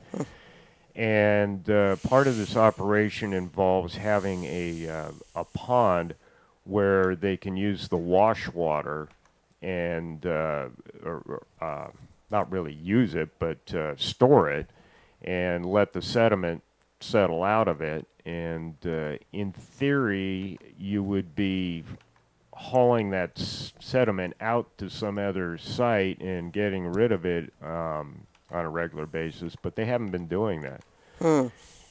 It's basically the issue, and they have been using a pond that was basically just eyeball engineered.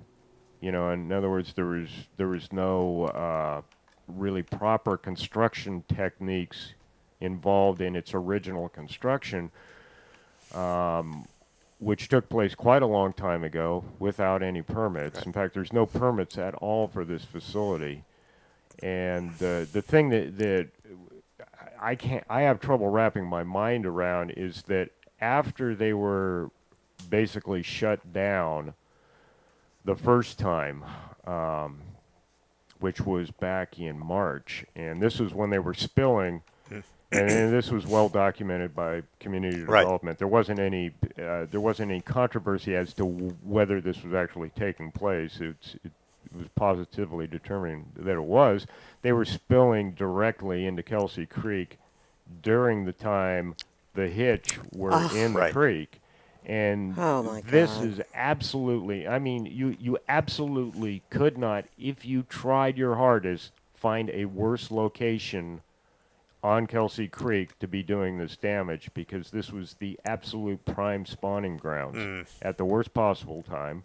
And Kelsey Creek is where most of the hitch in Clear Lake were born. So, yeah, you couldn't have found a worse place to do it. And of course, the timing was really bad too, because they have just been listed as a threatened species. They have full Endangered Species Act protection. And it's almost a certainty that either late this year or early next year they'll be put on the endangered species list. So, At that time, were they closed down? well, yeah, they basically were, because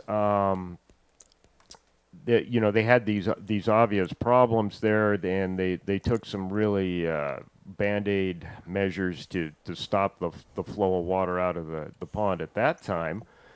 But what was really disturbing to me was that their solution to this, to keep the plant running, was to dig a pond that was closer to the plant itself, because the original pond was about 3 acres, give or take, in surface area size. So it was pretty good size, but it was really shallow.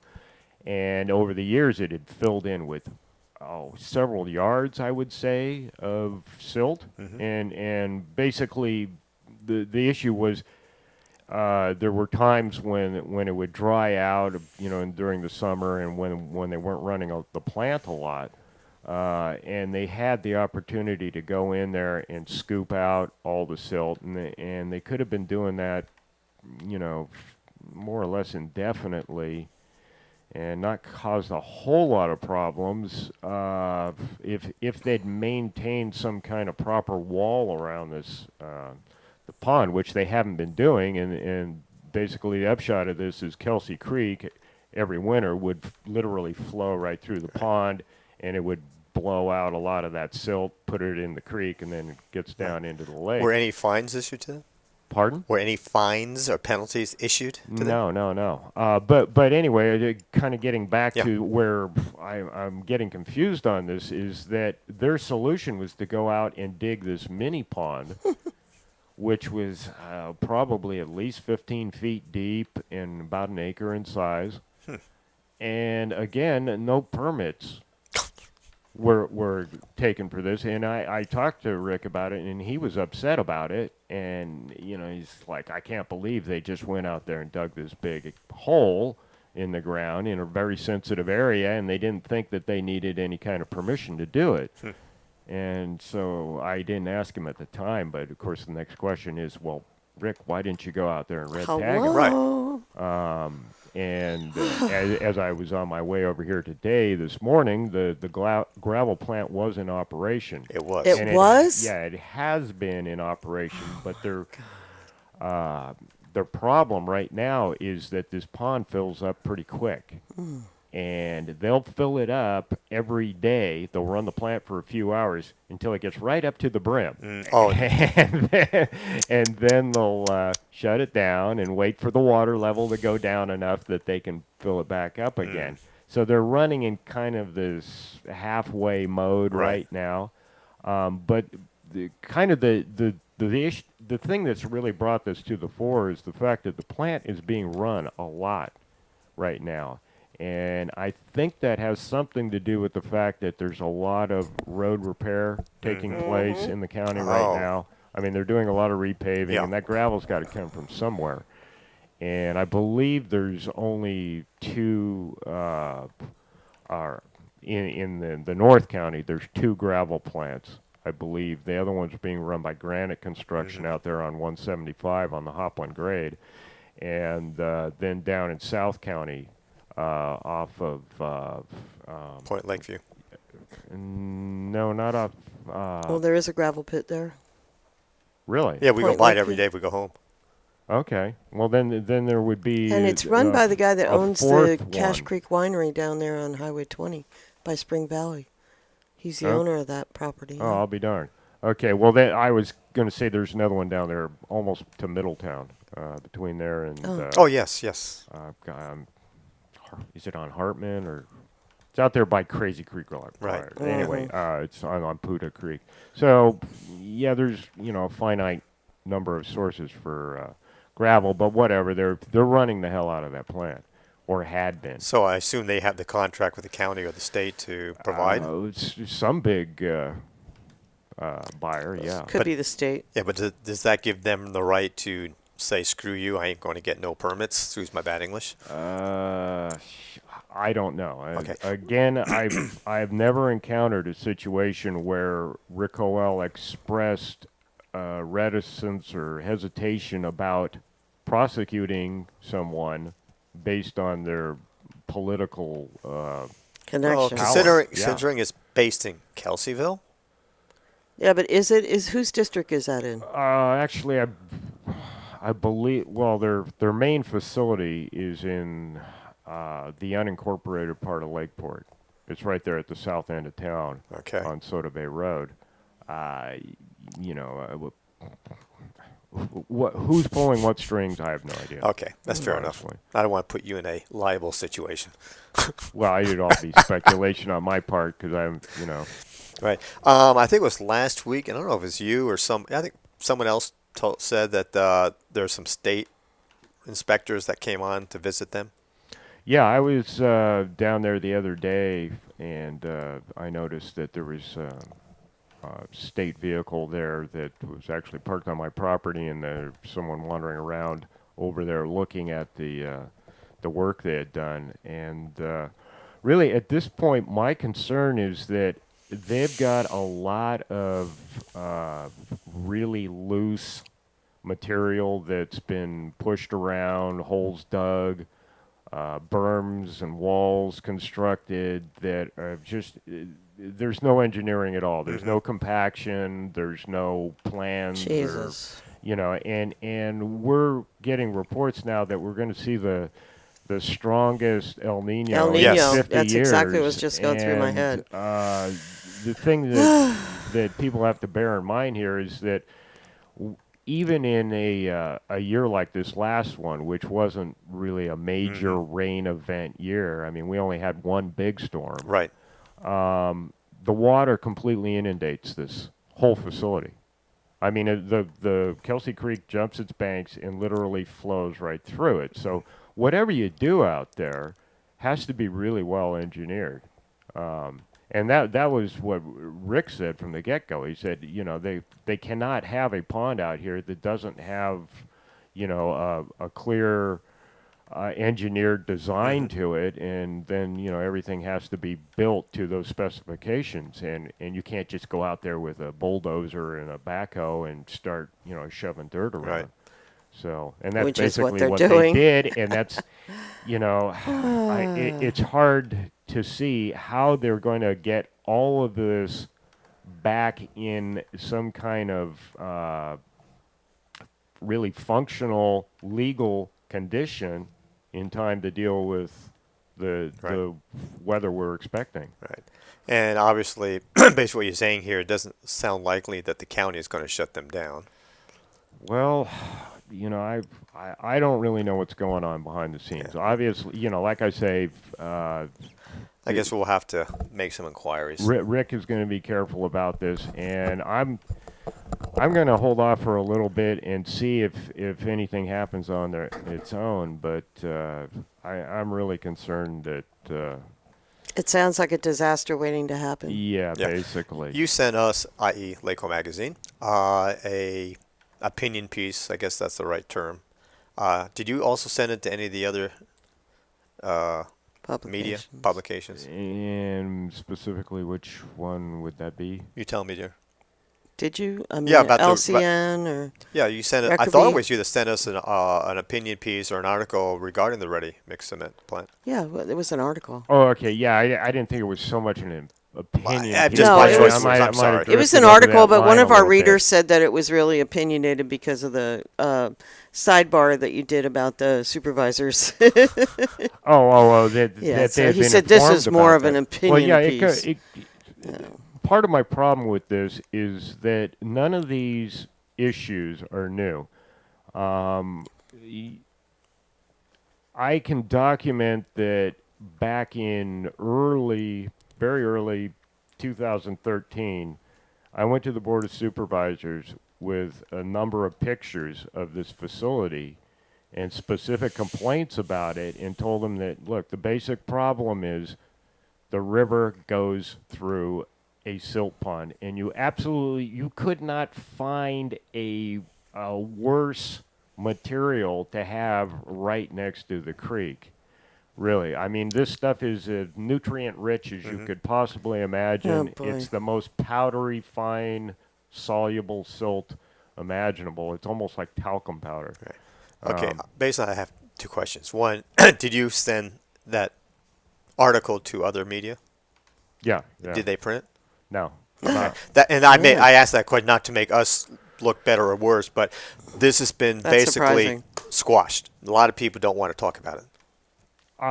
You know, you would think that a major employer here in Lake County, when they have a facility of theirs red tagged and shut down by the county for some pretty serious problems, and it's obviously that they went, I mean, completely obvious that they went out there and illegally graded a Right. couple of acres. They cut down all kinds of large trees. You know, we're not talking about just shoving some brush out of the way here.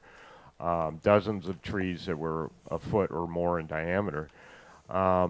You would think that would be newsworthy around here in Lake County, where a lot of times the other media sources are really scratching to find stuff to fill the pages with. Yeah, sometimes exactly. we see the same stories. Well, we do the same thing, but I can't speak for Lake County News, but I have not seen any Clear Lake Ready Mix ads on their site. Right. But I have seen Clear Lake Ready Mix ads in the Record Bee Oh, at various really? times. So I don't know if that was any Interesting. influence on them or not. Okay. Yeah. But Okay. one can wonder. Yeah. Question number 2. Have you had a discussion with any of the supervisors, especially Jim Steele, since he is such a lake advocate? It's kind of funny because I was just talking to Jim on the air yesterday Okay. morning, and I was extremely disappointed in hearing, what he had in mind of doing with the lake. what is he saying? Well, he's back to this thing about we got to do stream monitoring, and we need to establish a baseline, and both of those things are wrong. They're We don't have one by now? Well, no, we don't need a baseline. A baseline is meaningless. It's useless.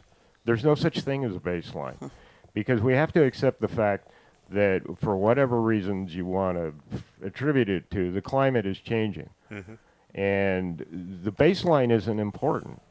What's important is that you actually do things that are going to reduce the nutrient load going into the creek.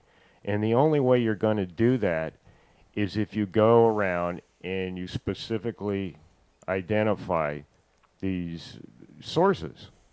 And sitting at the end of the creek, seeing how much dirt is coming downstream is not going to give you any useful information at all. Right. And I'll tell you why. Because you would have to take into account how much rainfall did you get in a given year.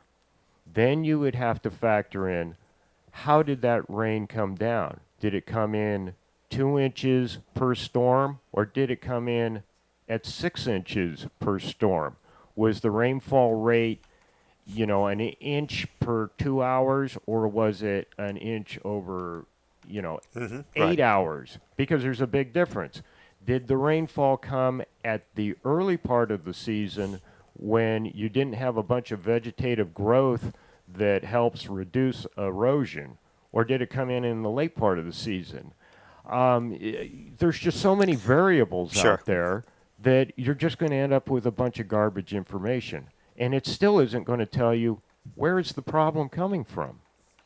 So did you address, or did Jim address with you the cement plant concern and how it is not helping? We did not discuss that, though. I've been toying with the idea of asking him to come over and take a walk with me, because I don't know if you remember, but it was last year Herb Gura and I had done a little presentation remember for the that. county, and to get Herb kind of on board with that idea, I said, hey, Herb, come over to my place. We'll take a 15-minute walk up Kelsey Creek, and I can show you so many things that are obviously wrong. I mean, that anyone, any lay person could take that walk, and their head would be spinning at the end of it, because there are so many problems in this little quarter-mile stretch. It's just mind-blowing. Has that changed? No, Okay. none of it's changed. Well, maybe one day over a cold beer or a cup of coffee, we'll bring our camera out. You can take us on the same walk. Okay, yeah, I'd love to do that. That'd be great. And there's actually a number of people I would like to take on that walk. I was thinking of dragging Tony Farrington down there, but I was really seriously thinking of bringing Jim down there and Right. have him get a first-hand look. And actually, one of the problems that I've been beating the drum about and getting absolutely nowhere on is directly county created. And that is the fact, and that I know you guys are aware of, that the county operates and owns a dam right there next to the gravel Yes, plant. I was going to ask you about that whole And thing. for the last almost 9 months, the dam has been completely inoperable. All 3 gates are inoperable Due to disrepair? due to a massive amount of downed wood. It's all that trees and So stuff. they haven't End been up in clearing them. it. Okay. Could any of that have come from the clearing of the ready mix, or is that just No, no, this another is- coincidental? This is basically just barely upstream from that. Oh, okay. Okay.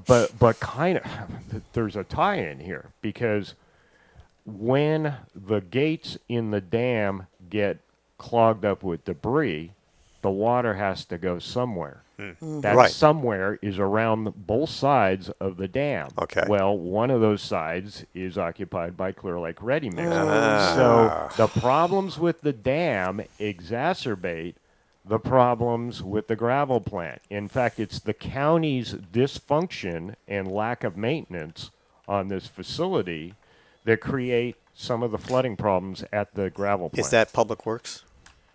Well, yeah, basically. Okay. They're the people that'll end up having to go down there and clear it. Right. And my concern is that, like I said, I've been beating the drum for a long time on this. It's going on 9 months that it's been inoperable. And we could be looking at water flowing in that creek in less than 2 months from today. Yeah, because the El Nino effect. Yeah, we don't know. We don't know what the weather's going Okay. to do. Well, maybe we need to do that walkabout sooner than later, and then we can also go up the dam and video that also. yeah, And then we could potentially send a CD to the individuals responsible for that and say, dudes, we're not. I'm not the smartest kid on the block, but really, Yeah, the person who's really in charge of this, or that's going to be stuck with it, is Scott DeLeon at It is, Public okay. Works Water Resources, and I've been bugging him constantly. He's really tired of hearing from me about it, and he's giving me. Isn't everybody tired of hearing from you about this stuff? Yeah, there's a lot I mean, of let's people face that it, Phil. you are like the beacon in our county, but our public officials don't want to hear what you have to say. That's the bottom I'm line. starting to wonder if they haven't automatically developed this tuning out Well, mode. Exactly. I see it on their faces when you talk to them. exactly. And Oh, it's so do you know sad. that the one video, I don't know, 6 weeks, 8 weeks ago, that when you spoke in front of the board, is still on the Record B front page of their website. I mean, I see you just like that. I've been baffled by that because that's been on there for going on well into 2 years. Maybe they're all Oh, on really? vacation. Yeah. Really?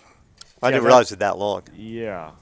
I thought we were bad about keeping stories up a long time, but Yeah, I am baffled by that myself. Yeah. In fact, I asked the editor about that once, and he says, "Oh, really?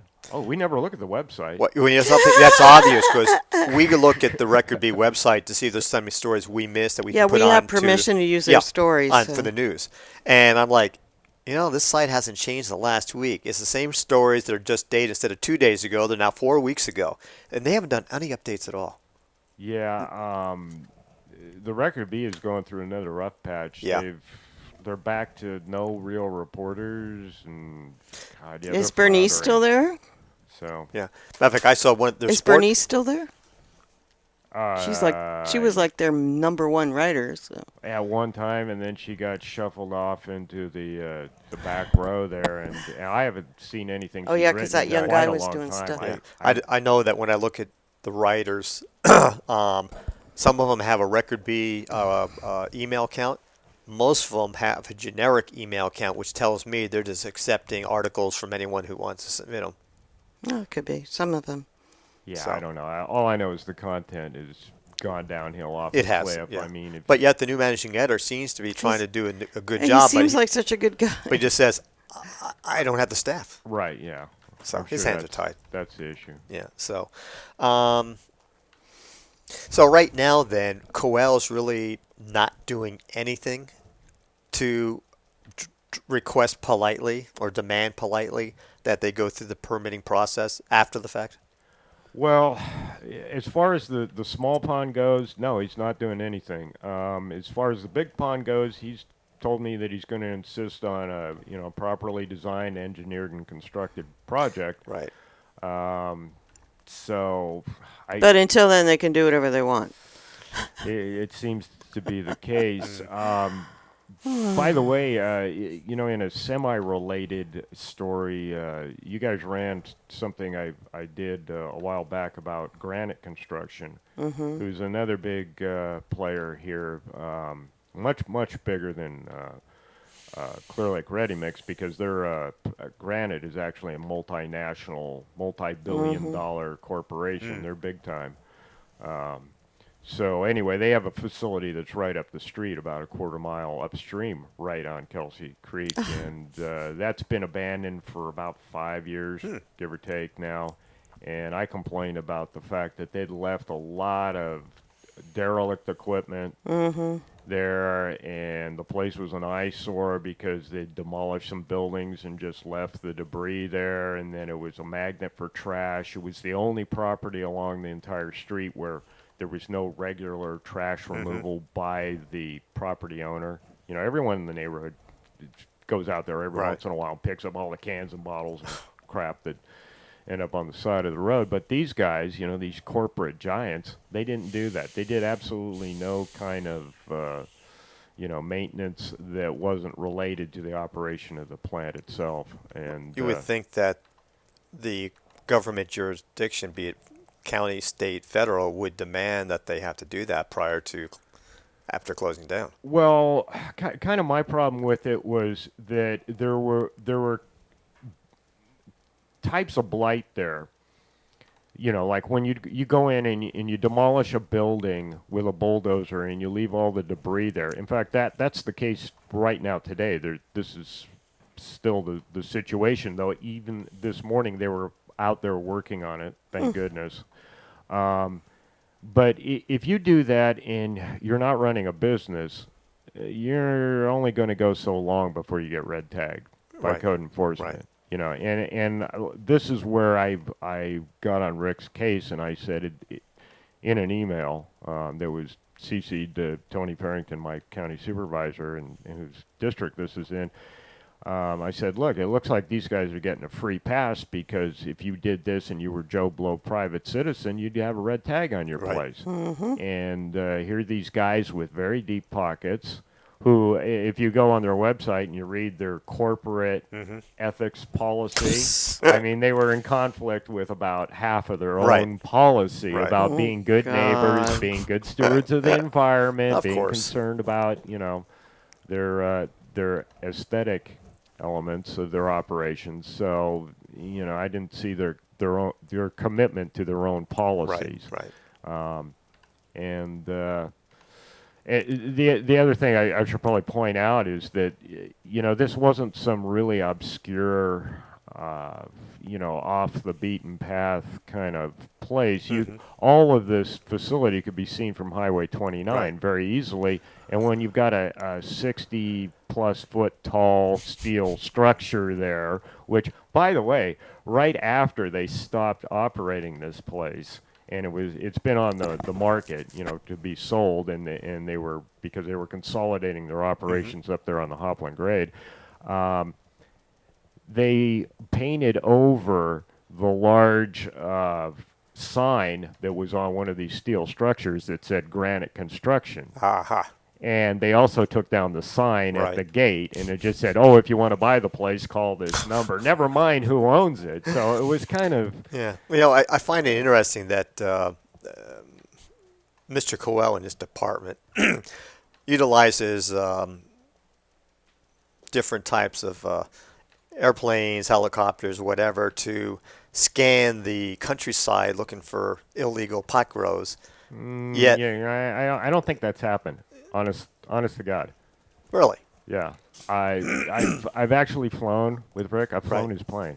Okay. And he was very adamant that kind of thing would never happen, whether it's illegal grading or pot grows or whatever. And the thing of it is, when Garzoli crashed that helicopter, county government made it real clear that there wasn't going to be any of this kind of overlapping between, freelance going out there. And, you know, Well, the only reason I said that was that how could they miss these problems that we've just talking about if they're flying around? But if they're not flying around, that answers my own okay, question. I got a better question for Okay. you, Pete. Is literally across the street. I mean, just 22 feet away from Granite Construction's site is the county road maintenance yard. No way. Yeah, you're right. Yeah, Yeah, so you're you've got right. dozens They don't of need to county fly employees that go by this. In fact, when Granite Construction was hauling some of their gear out of there, they snagged the power line and phone line, excuse me, and we were out of phone service for over a day out there in the Big Valley, and you know, it's just yeah. Okay. Do you want to take a quick break? Yes. And if it Phil is can time stick for a around, I break. got another couple of subjects. Okay. Do you have time? Yeah. Yeah. Okay. All right. Well, this tune goes out to the people that we were just talking about, who are supposed to be looking out for the benefits of the citizens of Lake County. And let me get I had it queued up, but it's not cooperating. So give me a second. And you tell me I need to learn the board? Excuse me. I know how to run the board. It's just not cooperating. I know. 4 hours of sleep does that to you. Thank you. You're welcome. Thank you for appreciating it. Yes. Okay, we'll be back. This is Terry And Pete. and Phil Murphy. Camera's right there. You're on Lake County Magazine, and we'll see you all in a little bit. In a few.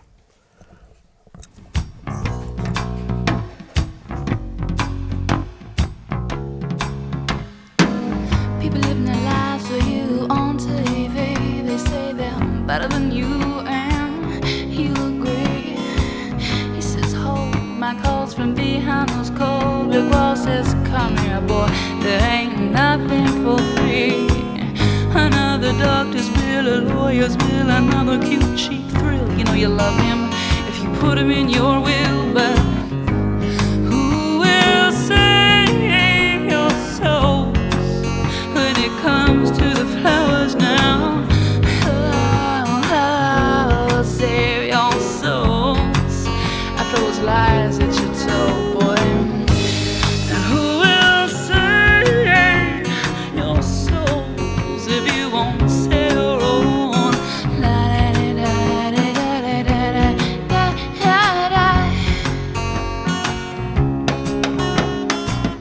We try to hustle him, try to bustle him, try to cuss him.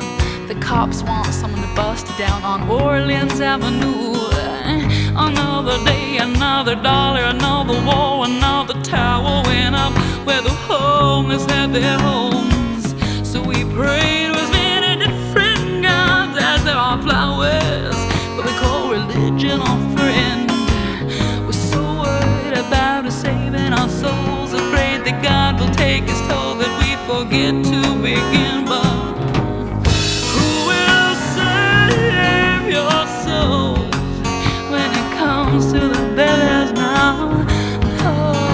Oh, I'll save your souls after those lies that you told, boy. And who will save your souls if you won't say your own?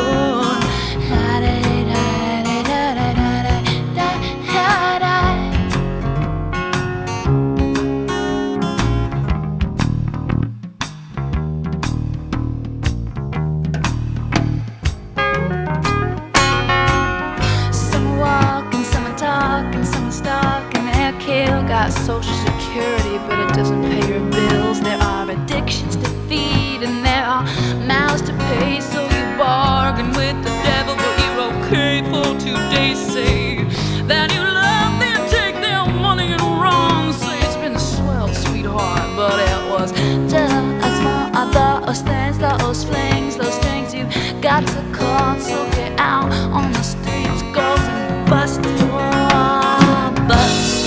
Who will save your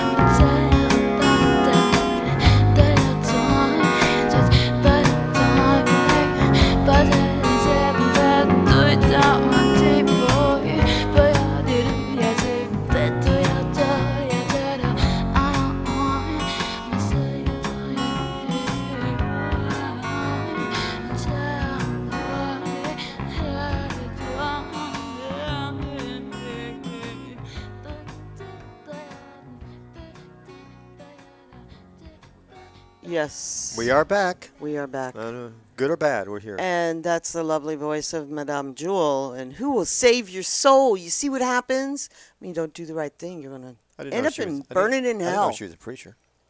Huh. Anyway, we're back, folks, and we still have Mr. Murphy with us.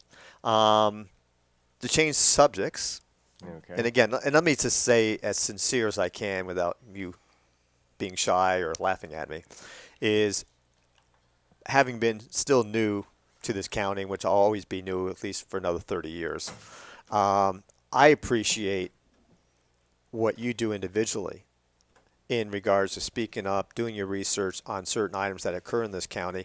And I know the board's probably sick of you. I'm sure a lot of people are tired of seeing you talk sometimes. Oh, yeah. Not me. But I appreciate your communications to the politicians and your research that you do, and the scenarios like the hitch and stuff that mean a lot to you, and that you actually voice your opinion, because not enough people do it in this county. Well, thanks. I mean, I appreciate the work you guys do, and Well, I wish we could do a better job. Well, you've been a great inspiration to us because we see the balls you have when you move forward into subjects and the fact that these guys don't want to hear what you have to say, and yet you still continue to go up there in their faces and let them know they can't get away with this stuff, and that you're not going to sit back. We need about 300 more people like you in this county, and we could actually see some change happen. well, yeah, I don't know. I think you to get some real change, you'd need people taking some kind of different approach, because I seem to be just spinning around in circles most of the time.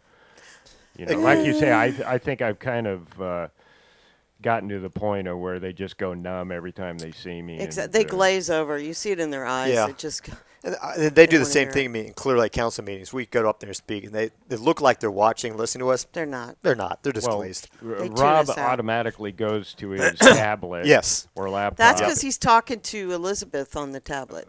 They exchange. I've watched them from behind Elizabeth and watched her message him on Facebook, and then he messages her back. It's really funny. Well, yeah, but with Rob, I think his part of his little thing is that this is how I show disrespect to you. Yeah, exactly. Right. That I'm not even paying attention. I'm going to go off and do Exactly. something else. And that's how he operates. So- let's so- face it. Anyway, we had a gentleman that I guess was a Facebook friend of yours, Which one?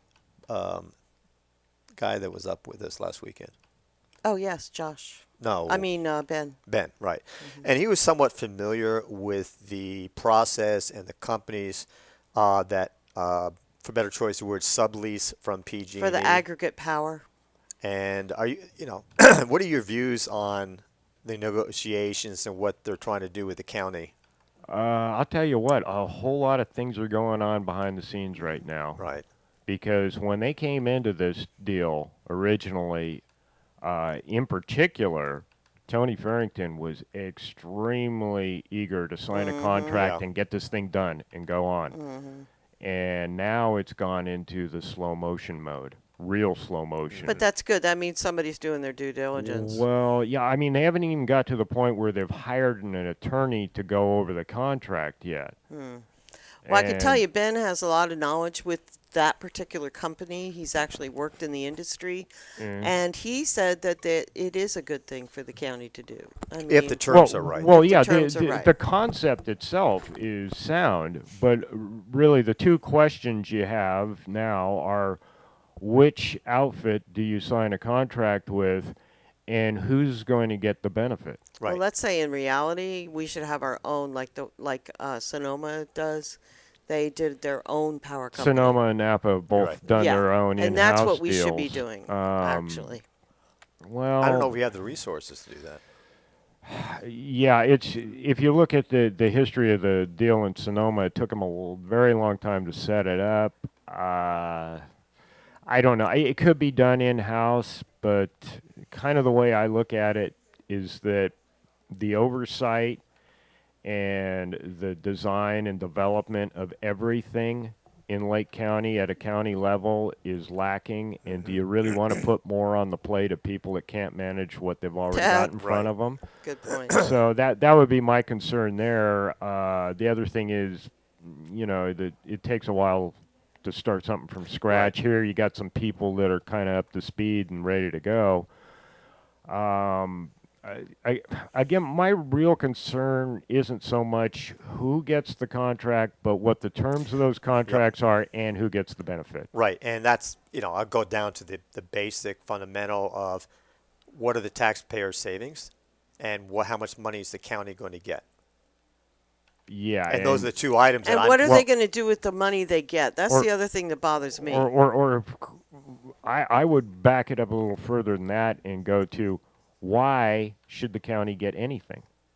Because Why can't it be redistributed back to the citizens? Well, yeah, that's It's right. That's what rebates. they're getting in Sonoma. They're Right. getting a 100% return. Like once they cover their overhead, Right. it's 100% back to the ratepayers. Excuse me 1 second. Mark, can we get some quiet back there? If they want to talk, they need to go in the hallway. And I was talking to one of the guys on one of the directors at the Farm Bureau, and I was telling him, look, you guys got to get on board with this thing, and go to the supervisors, because ag users are they're the big gorilla Right. in the cage here.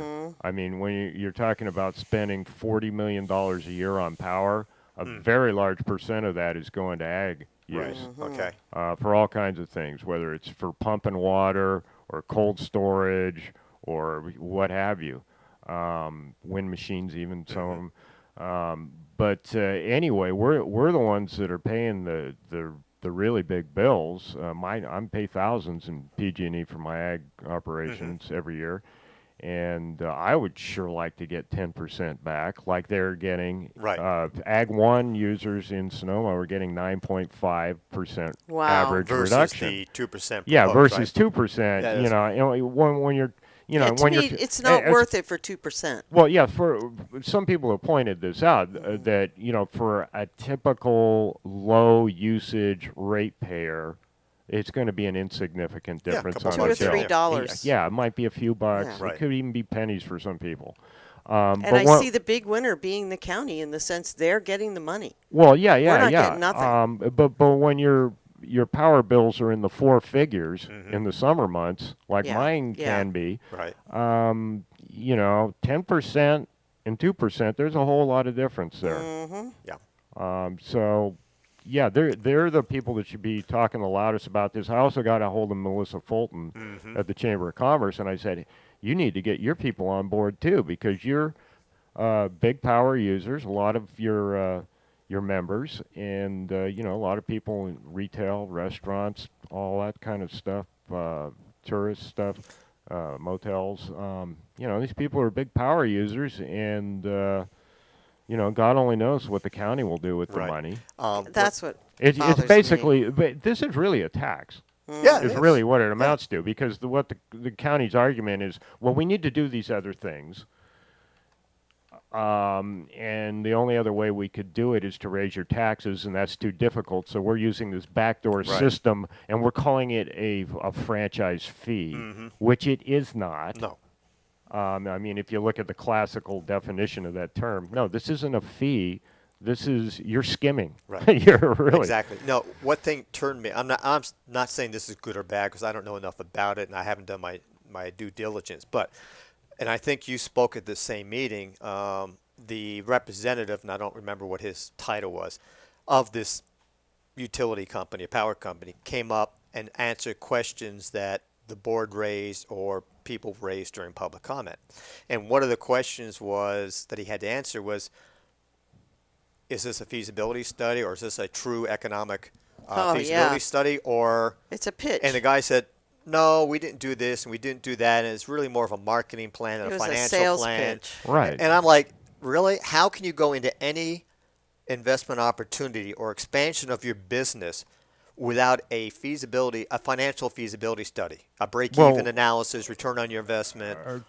Okay, yeah, and maybe a better question would be is that since you have a legal requirement, by law, you are bound to have a feasibility Exactly, study. right. Right. Jeez. Where And is in it? your documentation, you refer to these documents as being a Yes. feasibility Right. study. They yet totally lied. when people question that, you openly admit that, no, it isn't a feasibility Right. study. It is basically a marketing plan disguised And as I think he one. said, well, we didn't mean to mislead or use Right. the wrong terminology. But it's like, come on, dude. It's so obvious you're doing a CYA. I mean, come on. Well, it was obvious that they were trying to cover a legal base Right. by claiming that it was a feasibility study. But again, yeah, and I don't know. They Maybe really think they're dealing with local yokels. And maybe that people are nobody getting a knows little the bit too difference. caught up in the semantics there. But I don't think know. it's important. I don't think it was a feasibility study. They had nothing about feasibility in there. Well, and then the claim, well, we don't have anyone on our staff that can figure out whether these guys are the best option or not. Really? Oh, Yeah, God. it's Well, like, come on. We got an economic manager. Development. Yeah. Yeah. But we got to have. Matter of fact, before I came up here, I subscribed to a email that tells you what jobs are becoming available in the Sacramento Bay Area, Lake County area, and a job came up. It was a accountant / auditor for the county of Lake. So you're telling, I'm not saying you personally, but you're telling me that there's no one within the county government that is trained and educated in accounting and economics that couldn't understand a feasibility study? Come on. yeah. And another really big concern I had is that they were insistent that this be a 10-year contract. That was And another troublesome You're talking thing. about an industry that is developing literally We're gonna be overnight. stuck for Right. 10 years. And I can guarantee you the entire scenario will be different 5 years down the road. Right. So why are you signing a 10-year contract? Right. See, I can do a comparison. I have an exception here because of my wife. But I always said if you're going to get married, there should be a 5-year contract with another option for another 5. Well, I always said that I should know someone for 5 years Right. before we And, we you know, didn't we didn't get married till One, you 5 save a years lot of after. divorce time, a lot of We have a less 5-year costs in plan. attorneys. Right. But the scenario is the Yeah. same here: is that things change. Right. Why go into a 10-year contract? Let's do 5 years with a 5-year option agreeable by both parties. Yeah, and honestly, I believe that this is really going to catch on big time across the state, and I believe that PG&E will basically take some countermeasures. In other words, they'll go to the PUC and say, "Hey, we're losing gravy over here. We want you to make up for it in some other area." Right. And basically on transmission distribution. And I would expect that the PUC, being the bunch of lapdogs that they are, Right. they will approve rate increases on the transmission part of your bill. Right. I agree.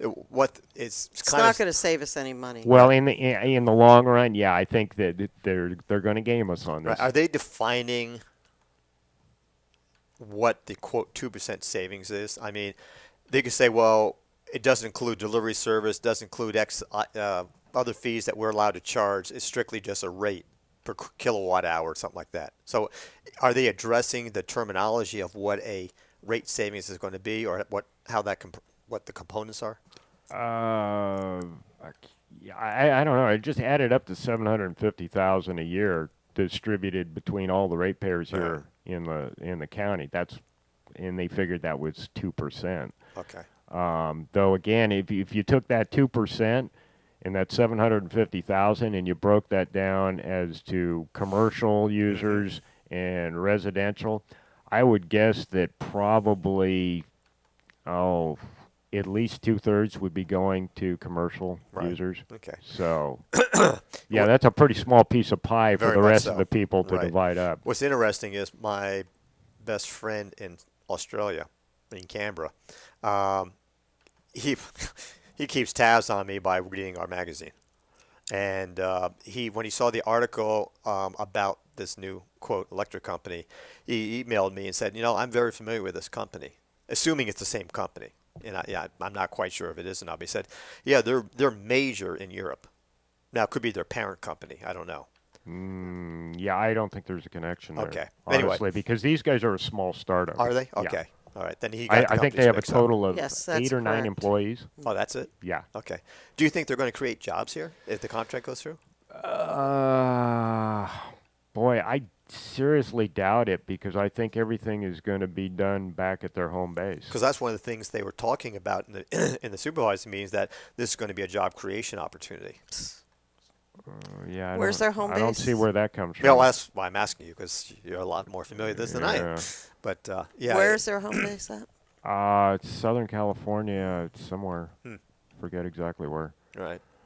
So that's interesting. So, so you say there's a lot more behind the scenes negotiation going on.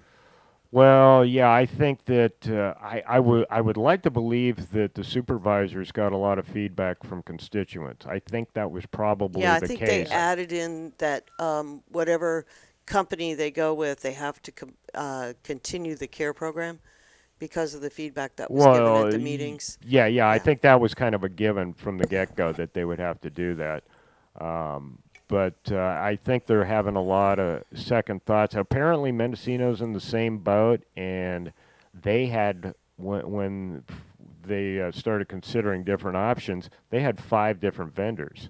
So you got to right off the bat, you should be asking yourself, well, how Where's the many other people? How many vendors? people Yeah. came here to make a presentation to us? Right. We had Right. one. Can we ask for people to come up? Obviously. Yeah, and I guess these guys were saying they were the only ones in the business that had their own financing. So they were ready to go out. They had $15 million credit line that they could use to buy power because they have to pay for it up front. Then Right. we reimburse them is how it works. But, you know, like I say, because this field is developing literally overnight, you know, the scenario could change. You could have, you know, half dozen or a dozen people in the business here within the next few months or year. And so that could radically change, you know, how much money these people are planning or taking out of the county. Interesting. So, okay. Anything further, young lady? Well, we still got some more time. Is there anything else you wanted to talk about? Boy, let's see. You know, off the top of my head, no, there's nothing really major. No earth shattering besides the Press- people over there shattering the earth by you. No, actually, one thing we did talk about on my radio program the other night was I got a call from Mike Dunlop, who Of course. I know you guys are quite familiar with, and Yeah, he's a regular here. yeah, Mike was talking about a flyer. In fact, you probably got one yourselves, a postcard from Water Resources. Yeah. And they explained to you all the wonderful benefits of the weed abatement program in the lake. And, you know, this is something I would really like to attack in as meaningful a way as I can, because I think this is one of the most obscene redistributions of wealth imaginable, because everyone in the county gets taxed, you know, it's on sales tax, Right. property tax, what have you, and they're taking that money and they are giving the people that have lakefront property and there's weeds near their dock, they're giving them basically an entitlement and a benefit that is, it's basically a gift of public funds. And it's not just people that have lakefront property where they are treating, and this is only, I would say probably 20% or less of the people that have docks are receiving this benefit. So it's very selective. Well, we have a dock, but we have nothing but rock. We have no weeds. No, we have Yeah, rock. and actually, if you look around the lake, the vast majority of this work is being done in District 4. What, yeah. Okay. There's you can go to noLakeweeds.com. That's all one word, and you can see it's 13 or 14 different maps they have of the areas around the lake that show exactly where this is being done. $211,000 this year and last year they spent. Before that, it was as high as $350,000. And you know, again, it's done specifically to benefit specific individuals and businesses. And the case they have made in the past to defend this program is that, well, we can't have tourism unless we do this. And I've never understood that rationale, because No. you're not opening up the lake itself. You're just talking about a very small area right around the very edges, which, you know, if you're going to be doing water skiing or wakeboarding, you're not going to be using that anyway. No. This is basically to give those people that own the docks access to their docks and to allow bass fishermen to do Right. sight fishing off of their docks. Does the supervisor of that does he own any docks? The only one that I know of that does is Jeff Smith. You just read my mind. And if you look at the maps, the weed abatement thing ends. I think it's about 100 or so feet from where his dock Okay, is. all right.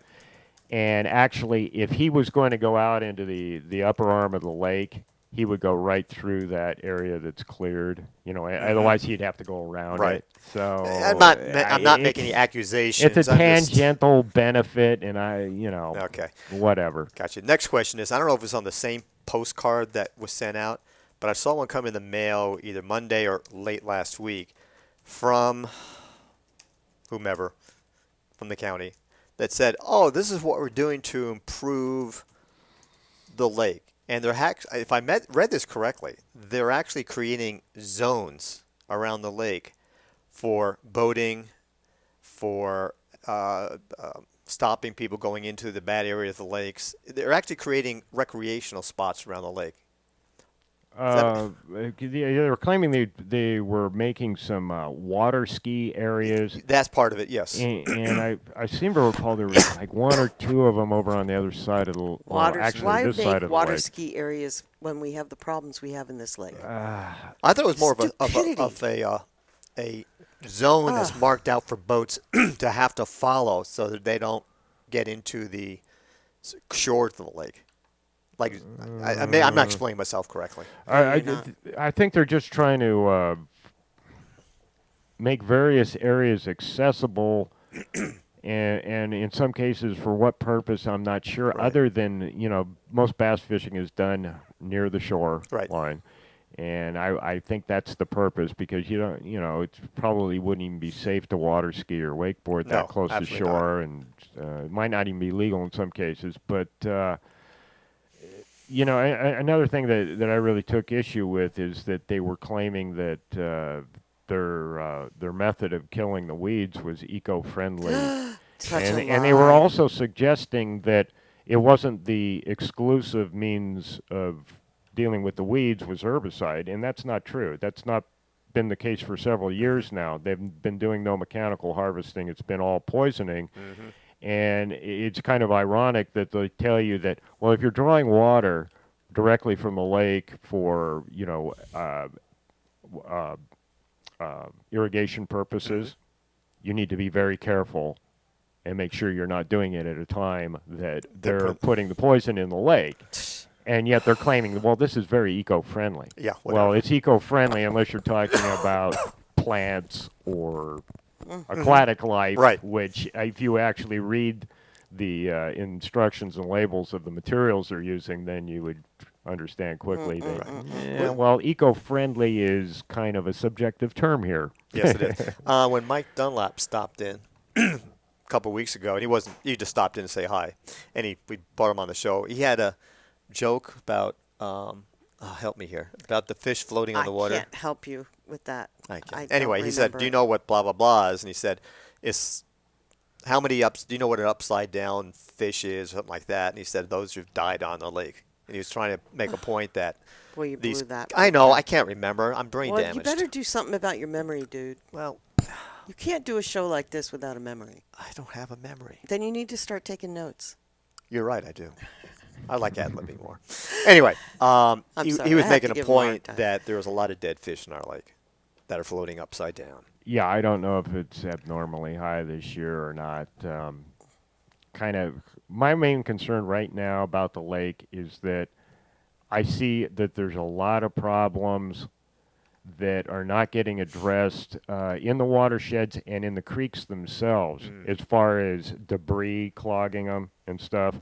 That if we have anything that's remotely like the weather that's being predicted, we're going to see some real serious flooding here around the lake, because that maintenance of the creeks has not been done. Well, I'm glad our house is about 100 feet above the lake then. Yeah, I'm glad I'm not in a floodplain myself. So, It's going to be tough if this El Nino comes in the way they're predicting. Yeah, it's One thing is good for the drought, but then we're going to have to deal with the Yeah, but flooding and excess other rains are issues. going to have a lot of negative effect on our landscape. Of course. With runoff well, and not everything. just the landscape. But So you've been around for a few years trees. more than we have. Have you experienced really heavy rains here for a long period of time? well, yeah, 97, 98 were pretty bad. But the highest water I ever saw was back in 95. And that was really frightening. Does it really flood the whole area, or is it just certain parts of the area? Boy, just everything around the lake. I mean, all the rimland, and I remember in Findlay, they had like 8 or 9 inches of water going through downtown Findlay. Really? Yeah, and it was Wow. virtually every home was flooded. Oh boy. Yeah. So, and there's been some development there. Some of it done by our very own Mike Thompson that I'm absolutely certain will exacerbate that situation. Interesting. Yeah. Yeah, I know that the 1 or 2 storms we had here recently, i.e. the last 6 months or so, we were stuck at our home for a while because the trees, because they're leaning like that, we're on a hillside. They just, as soon as the winds and rain come, the erosion takes place at the roots, and they just fall over and block our road. Yeah. Now I give the county credit. We make a phone call, and they're out there within the hour with their chainsaws. That's pretty good. Yeah, no, Yeah, I'm very we have a pleased with good that. But turnaround. I can see where massive amounts of rain and the winds that are associated with it, we're going to have a lot of mudslides, trees falling down. Yes? No? Maybe? Yeah, I'm expecting the worst, actually. Yeah. So, anyhow. I mean, even assuming that they're pretty far off with their predictions, we're still going to have some pretty Right. significant problems. Right. And like I said, the clock's ticking on that, getting the dam unclogged. Yeah. Well, I'll email you this evening or tomorrow morning, see if we can coordinate a day and a time. Okay, that and sounds do that. great. And we still need your help on another matter still. All right. And it's my fault because I've been procrastinating, but if you don't mind, I need help on something. All right. Okay. Do so what I can. I appreciate that. So, All right. you've been here long enough. I know you have real work to do. Yeah, I Yeah. gotta get on with All right, my, well, let me put something on so well, we can take a payload, quick so- break. Thank and you so much, Phil. We We can really bring appreciate Megan it. in to Sure, thanks chat for with having me, us for guys. the Night. rest of the hour. But thank you so much, Phil. It's always a pleasure. Stick around for a minute till we take the break. You don't have to run away right this He second. has work to do. I know, but I want to just get him out of here. All right, here's something And from winding the up the show, the Yardbirds. Yardbirds' current American hit, Shapes of Things. Shapes of things before my eyes just teach me to despise. Will time make man more wise? Here, within my lonely frame, my eyes just hurt my brain. But will it seem the same?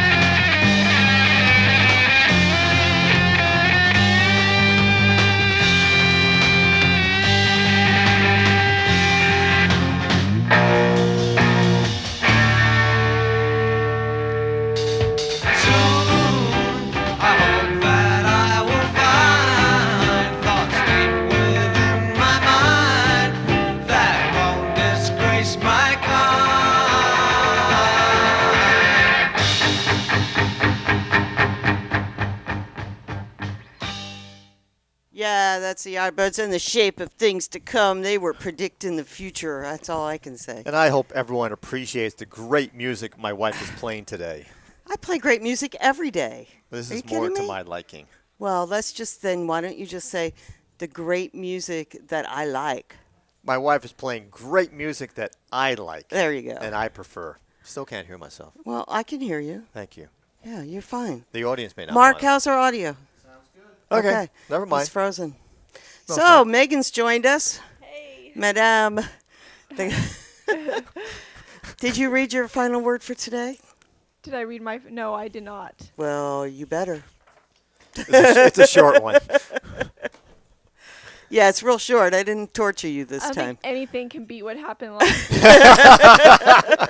I'm not intentionally doing it. It's just this. These are the stories that are coming to me. Yeah. Yeah, and so we're just putting them out there. Yes, I don't know what to say. The the cosmos. Cosmos are telling her what stories to look at and to Well, provide they you. send me the Looking messages. back on it, I was like, it would have been even funnier if I kept a straight face, as if it did not bother me. Like it was just normal news. I never think that would have been expected funnier, it would but I have didn't know. gotten you so embarrassed. Well, I couldn't even keep a straight It face. wasn't that I was embarrassed. It was just so funny. It really was See, funny. I'm a young folk. I can't handle that kind of maturity. So I'm gonna upload that segment only to YouTube. We're gonna make it go and viral. and let everyone on Facebook know about it, and then see how many hits we get. Yeah, You'll because be I think famous. it's definitely a viral clip, without yeah, a I'll doubt. have to put it on my. I Yeah. think Phil said Or he we was should keep watching it. Yeah, keep it just on your guys's so that it will be reshared by the same. Yeah. Yeah, Phil was saying he was watching it without any sound, and he was still cracking up just watching you. With no sound even.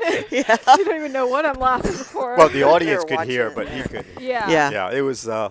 Yeah, I haven't seen it yet because I haven't had internet, and when I just tried to watch on the computer, it's a little bit blurry, so I got to watch it on my phone where I can get an image capture of it and post it because it was funny. It it was was a funny. very good experience. And we haven't had any Yeah, complaints. my dad hasn't watched it yet. We'll see what he says. That'll be great. Oh. So goodness, what's goodness. happening out in your neck of the woods these days? Nothing much in Spring Valley. Scanner page was really busy last night. Big controversy on the scanner page. Oh Really? no! Not really big. Another one? controversy. What the heck did Yeah, you do that's now? what I do. That's my job. It's your job. Okay. You're the mini me, aren't you? We like both to have keep that us stirred effect up. on people. Well, no, there was this incident last night where I heard a deputy go on. He says, I just arrested 2 people. He says, and they have a dog that's trying to attack me. And I did not put the breed of the Oh, dog just yeah. because I feel like that is not important. Right. So I did leave out the breed of the dog. Right. The cop said the breed of the dog, but I did not put it because I don't want anything to be stereotyped. So I just said, he said, this vicious dog, he's like, I can't get anywhere near it. He's like, you're going to have to call animal control. He's like, it's tied to a fence. And I think he tied it up, like maybe got the leash on the other, or the run that it was on, and Right. he tied it to the fence. And he says, it's tied there if they can come get it. And so, I'm thinking, and people's like, well, that's the dog's job, is to protect the family and blah, blah, blah. What do you think it's going to do? At the same time, our dogs will bark and they will growl and they will act like they bite you, but they never actually bite you. Like Sydney, yeah. And like even when we had a deputy come out to our house, she came over to ask Sean's mom a question about something that happened, and Sean's mom, she said, if your dogs are like that and the police are coming in, you need to tie your dog up. You Yeah. get him out of the way. She's Right. like, the cop threatened that she was going to pepper spray my dog, and I would have not been mad at her if she did, because that's, you don't want to get bit, But anyway, so everybody's like, that's what dog's job, Right. blah, blah, blah. You don't come to our house and arrest us, and it was protecting the family. And I said, but at the same time, he did arrest these 2 people, and there's a couple things. He could have shot the dog, which happens a lot, and he didn't. And if you arrest 2 people in a home, who's going to feed the dog? Right. If it's a vicious dog that attacks people, no neighbors or friends are going to come by and feed it. And so what is your only option, you know? And even people who were commenting that don't like law enforcement at all were like, well, at least he didn't shoot the dog. Right. You know what I mean? So I think that it was the right thing to do. And then later on, it turns out they got arrested because it was a grow house. Oh. So well. yeah, is anybody going to go to a grow? It was not protecting no family. You know, is anybody going to go to a grow house and feed their vicious dogs? No, they're not. So this is the result of, you know, some growers training their dog to be an attack dog. So And sad. now it has no home. So Who's sad. going to take care of it now? And it's probably going to be put down because it's trained to be an attack dog, not to be a family dog. Yeah, and you know, sometimes dogs will change when they're outside of their environment, but Yeah, most likely not. Yeah, and obviously it wasn't a Labrador Retriever. No. No. Who would just love you to death. But any dog that is trained a certain No, way I is know. going to attack. I've been Yeah. bit by Chihuahuas before that were unsocialized. Well, it's like So- Dobermans. They have a bad reputation. Yeah. We had one that was the most loving, Never would have hurt never a fly. hurt a flea unless we got attacked. Mm-hmm. Then God help them. Yeah, our dogs are fine, but like even if me and Sean start roughhousing and they see the commotion and they think that one of us is trying to hurt the other, they'll jump in and Yep. they'll just Exactly. get you. You Yeah. can't roughhouse in front of those dogs, and that's So. yeah, it's you know, so there was a controversy, you know, oh, you know, the cops shouldn't have been at their house. Yeah, they had a warrant, so it's crazy, but I think the right thing was done. Well, you know, people jump to conclusions without knowing the full story Yeah. so many times. Yeah. So And we did have a comment on our Facebook page regarding the question about why CPD doesn't do more meth arrests, and the viewer said that Prop 47, if a dealer is caught on the streets and has drugs on him, it's simply a ticket or misdemeanor. For meth? That's what I don't get. I understand. I'm not an attorney, so I don't know what Prop 47 Prop says. 47, and that's the thing is that Prop 47, there are some things that it has prevented, such as longer probation violations. But then the people who are opposed to it will exaggerate it and say, "Oh, it's a murderer out." No, it doesn't let a murderer. No, out but on what the she's street. saying is that they won't bust anybody with meth because of that. No. Well, because they're not. It's No. not. And for I s- say You will that still get doesn't have arrested, anything to you do with just meth won't go to labs or prison distribution or any of Yeah, that. no, it's for nonviolent crimes. You do less time in jail. Right. Right. Because you That know, still it's just- doesn't mean Well, you it's can't not be good arrested. to sell meth or do meth or whatever, but at the same time, do you want to spend $40,000 a year on a guy because he does meth in jail? Do you want to spend Right. $40,000 a year to house Well, him? this is the whole problem with the drug situation to begin with. We Get them and we've treatment. seen this with marijuana, and now that's going away, thank God. But it's the same thing with meth or heroin or pills or any addicting substance. Instead of throwing people in jail, we need to put them in rehab. Yeah, we need and to in get terms them of meth healed. houses, there isn't We as need to much get as them people back to think. work. We need to get them back on their feet. And by not prosecuting, we're enabling. Yeah. And that creates a much worse situation Yeah, in no, my you book. can get ticketed for paraphernalia now. You will not get arrested. If they don't want to arrest you, they will just write you a ticket. If you have Right. a needle or a pipe or something, they'll Right. write you a ticket. Yeah, take and it that from I you. don't have a problem with. I don't think anybody should go to jail for And having I've had friends that before tools. marijuana became legal that they got pulled over for marijuana and he just said dump it. right. I'm not taking you to jail. Well, over from what I marijuana. understand in Clear Lake, if they find a person who has cannabis and that person doesn't have a recommendation, they just tell them go get your recommendation. They let them keep the Yeah, pot and I everything. I got pulled I think over. that's not right. I got pulled over in the taxi. This kid was on felony probation. They held him at gunpoint or whatever, searched him. He had marijuana, and they gave it back to him. It was like Yeah, see, shake I at don't the get bottom of that. the bag. How in the world are you supposed to, be able to enforce when you're letting people who are blatantly breaking the law by not having their recommendations get their pot back? Eventually it's gonna be Take the pot, go recreational to take where it you won't down need to a the dispensary, recommendation. Right. donate it to somebody there that can't afford to buy It was it. like shake at the bottom of a bag. It was Well, I'm No, I not think- talking about that. I'm talking about other people I know Yeah. that have had, a larger quantity on them of good quality, and they're allowed to keep it. Well, I'm sorry. that's how I you- have to go get my yeah, no. recommendation. And Why should you be able to get away with it without one? The arrest that was made last night was for cultivation, and they Mm-hmm. don't arrest you for it unless you don't have your recommendation. Right. When they came out for my grandparents, they said, well, you had a recommendation, so we're just taking your marijuana, don't do it again, because it's ordinance.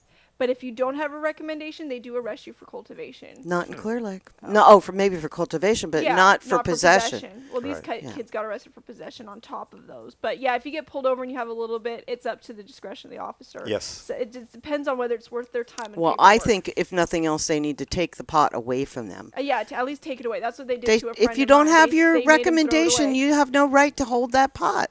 Yeah. You know, so this is an enabling effect that the police department puts the citizens through, making them think that, oh, I don't have to have my recommendation because the cop just gave They'll me back just- my pot. Yeah. Well, it should You be know. just a fine, and unless there's Well, there should be unless some there's kind of possession for sale. consequences. You get a ticket. Yeah. Yeah, but it Yeah. shouldn't be a felony offense. No, but they should. Yeah. I'm not even saying that. I'm saying just take the pot away, period. All right, You don't fair have to enough. charge him. Yeah. Just take the pot away.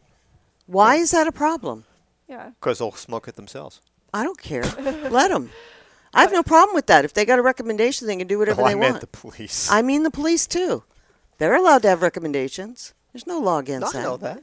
But I'm just saying that to me creates more of a problem by them not taking the pot away. Yeah. Yeah. It's a tough situation, but Yeah, but, and, in terms of the meth houses, there isn't really it's blown out It's of not as proportion. bad as it used to be. Well, yeah, there's not a lot of I meth agree. houses in Clear Lake to bust. It's either done out in the middle of nowhere, Kelseyville, way Mm-hmm. out there, or it's coming from other counties. Mm. Most of it comes from down south, from LA. So No, I agree. Our problems so here people, were that's nowhere a near what common they used to be. argument, Go bust the meth houses, but there isn't really any to bust. Yeah, I think there's only been 9 in the last 10 years busted in Lake County, because there's a list where you can look up like a city and see where all previous meth houses were, and there's like 9. Right. That's really not that much. It's coming from out of county. That's why people get arrested for transporting it all the time. Mm. The gangs bring it from the big cities down south, Fresno, Merced. What was the other one? I can't remember the That's other all one. right. But down south they can't grow weed, so they Right. cook meth. Um, Barstow. That's the other one. Barstow, yeah. Right. Do you want to cut the show early? Yeah, about 10 to. Yeah. Okay. 'cause we have a busy, Sounds busy good. day. Let me get some music ready Okay. So. while you guys are doing that. So, you ready chit-chat. for the news? Yeah. I'm ready for the news. Going to keep a straight Yay. face this time? Yep. Okay. Yeah, your final word story is Yeah. a little dicey, but it's not that But bad. some good stories in there this Yeah. today. Cool. Yeah. So. Yeah, I'm really enjoying doing the news. Even if you It's go to bed at it's 3 so in the much. morning. Yeah, I get 3 or 4 hours of I sleep. like it. I don't get time to watch the news at home, so this is news to me too. When I read It is, Right, it yeah. is. Okay, cool. Well, what And I can like stay too is informed. we're making ourselves accessible to people who don't have cable, who don't have television, who don't have any other way to access any information except through the internet. We're bringing them national, regional, and local news stories that really do affect them directly, and so it's And they important can watch stuff. the YouTube videos later on their phone when it's on the Right. thing. Exactly. So they can't, which they There's can't no do. excuse why they can't get And it. a lot of our stories are not, even though they're the same subject, there's a different angle on it. Like one of the stories we're going to do in a few minutes is the Iran treaty.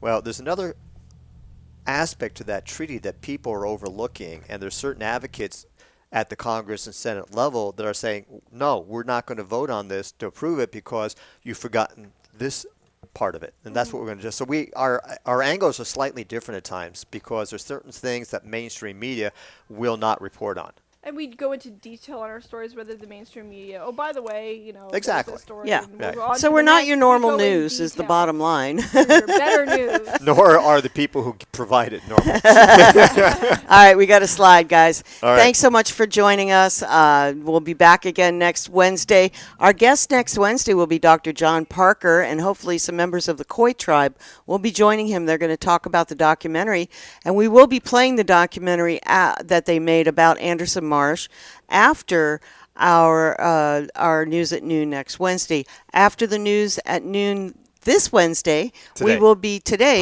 playing the 4th of July parade hosted by Megan Berger. So that's going to be coming up right after the news at noon. So stick around, folks. We got a full day of fun planned for you, and we really do appreciate you joining us here at Lake County Magazine I'm glad TV. somebody's going to have fun. Yeah, well, I know you got I to get go to go to see the your brain doctor, doctor. but I got to go see my lady doctor. Yeah, I'm well, really that's- going to have fun. yeah, I know. All right, anyway, have a Dr. great Davey. week, and we'll catch up with you next week here on Lake County Same time, Magazine same Talk station, Show. same internet Terry channel. Larson, And Pete the Tax Guy. and we're signing off. Have a great week. Bye, guys. Bye.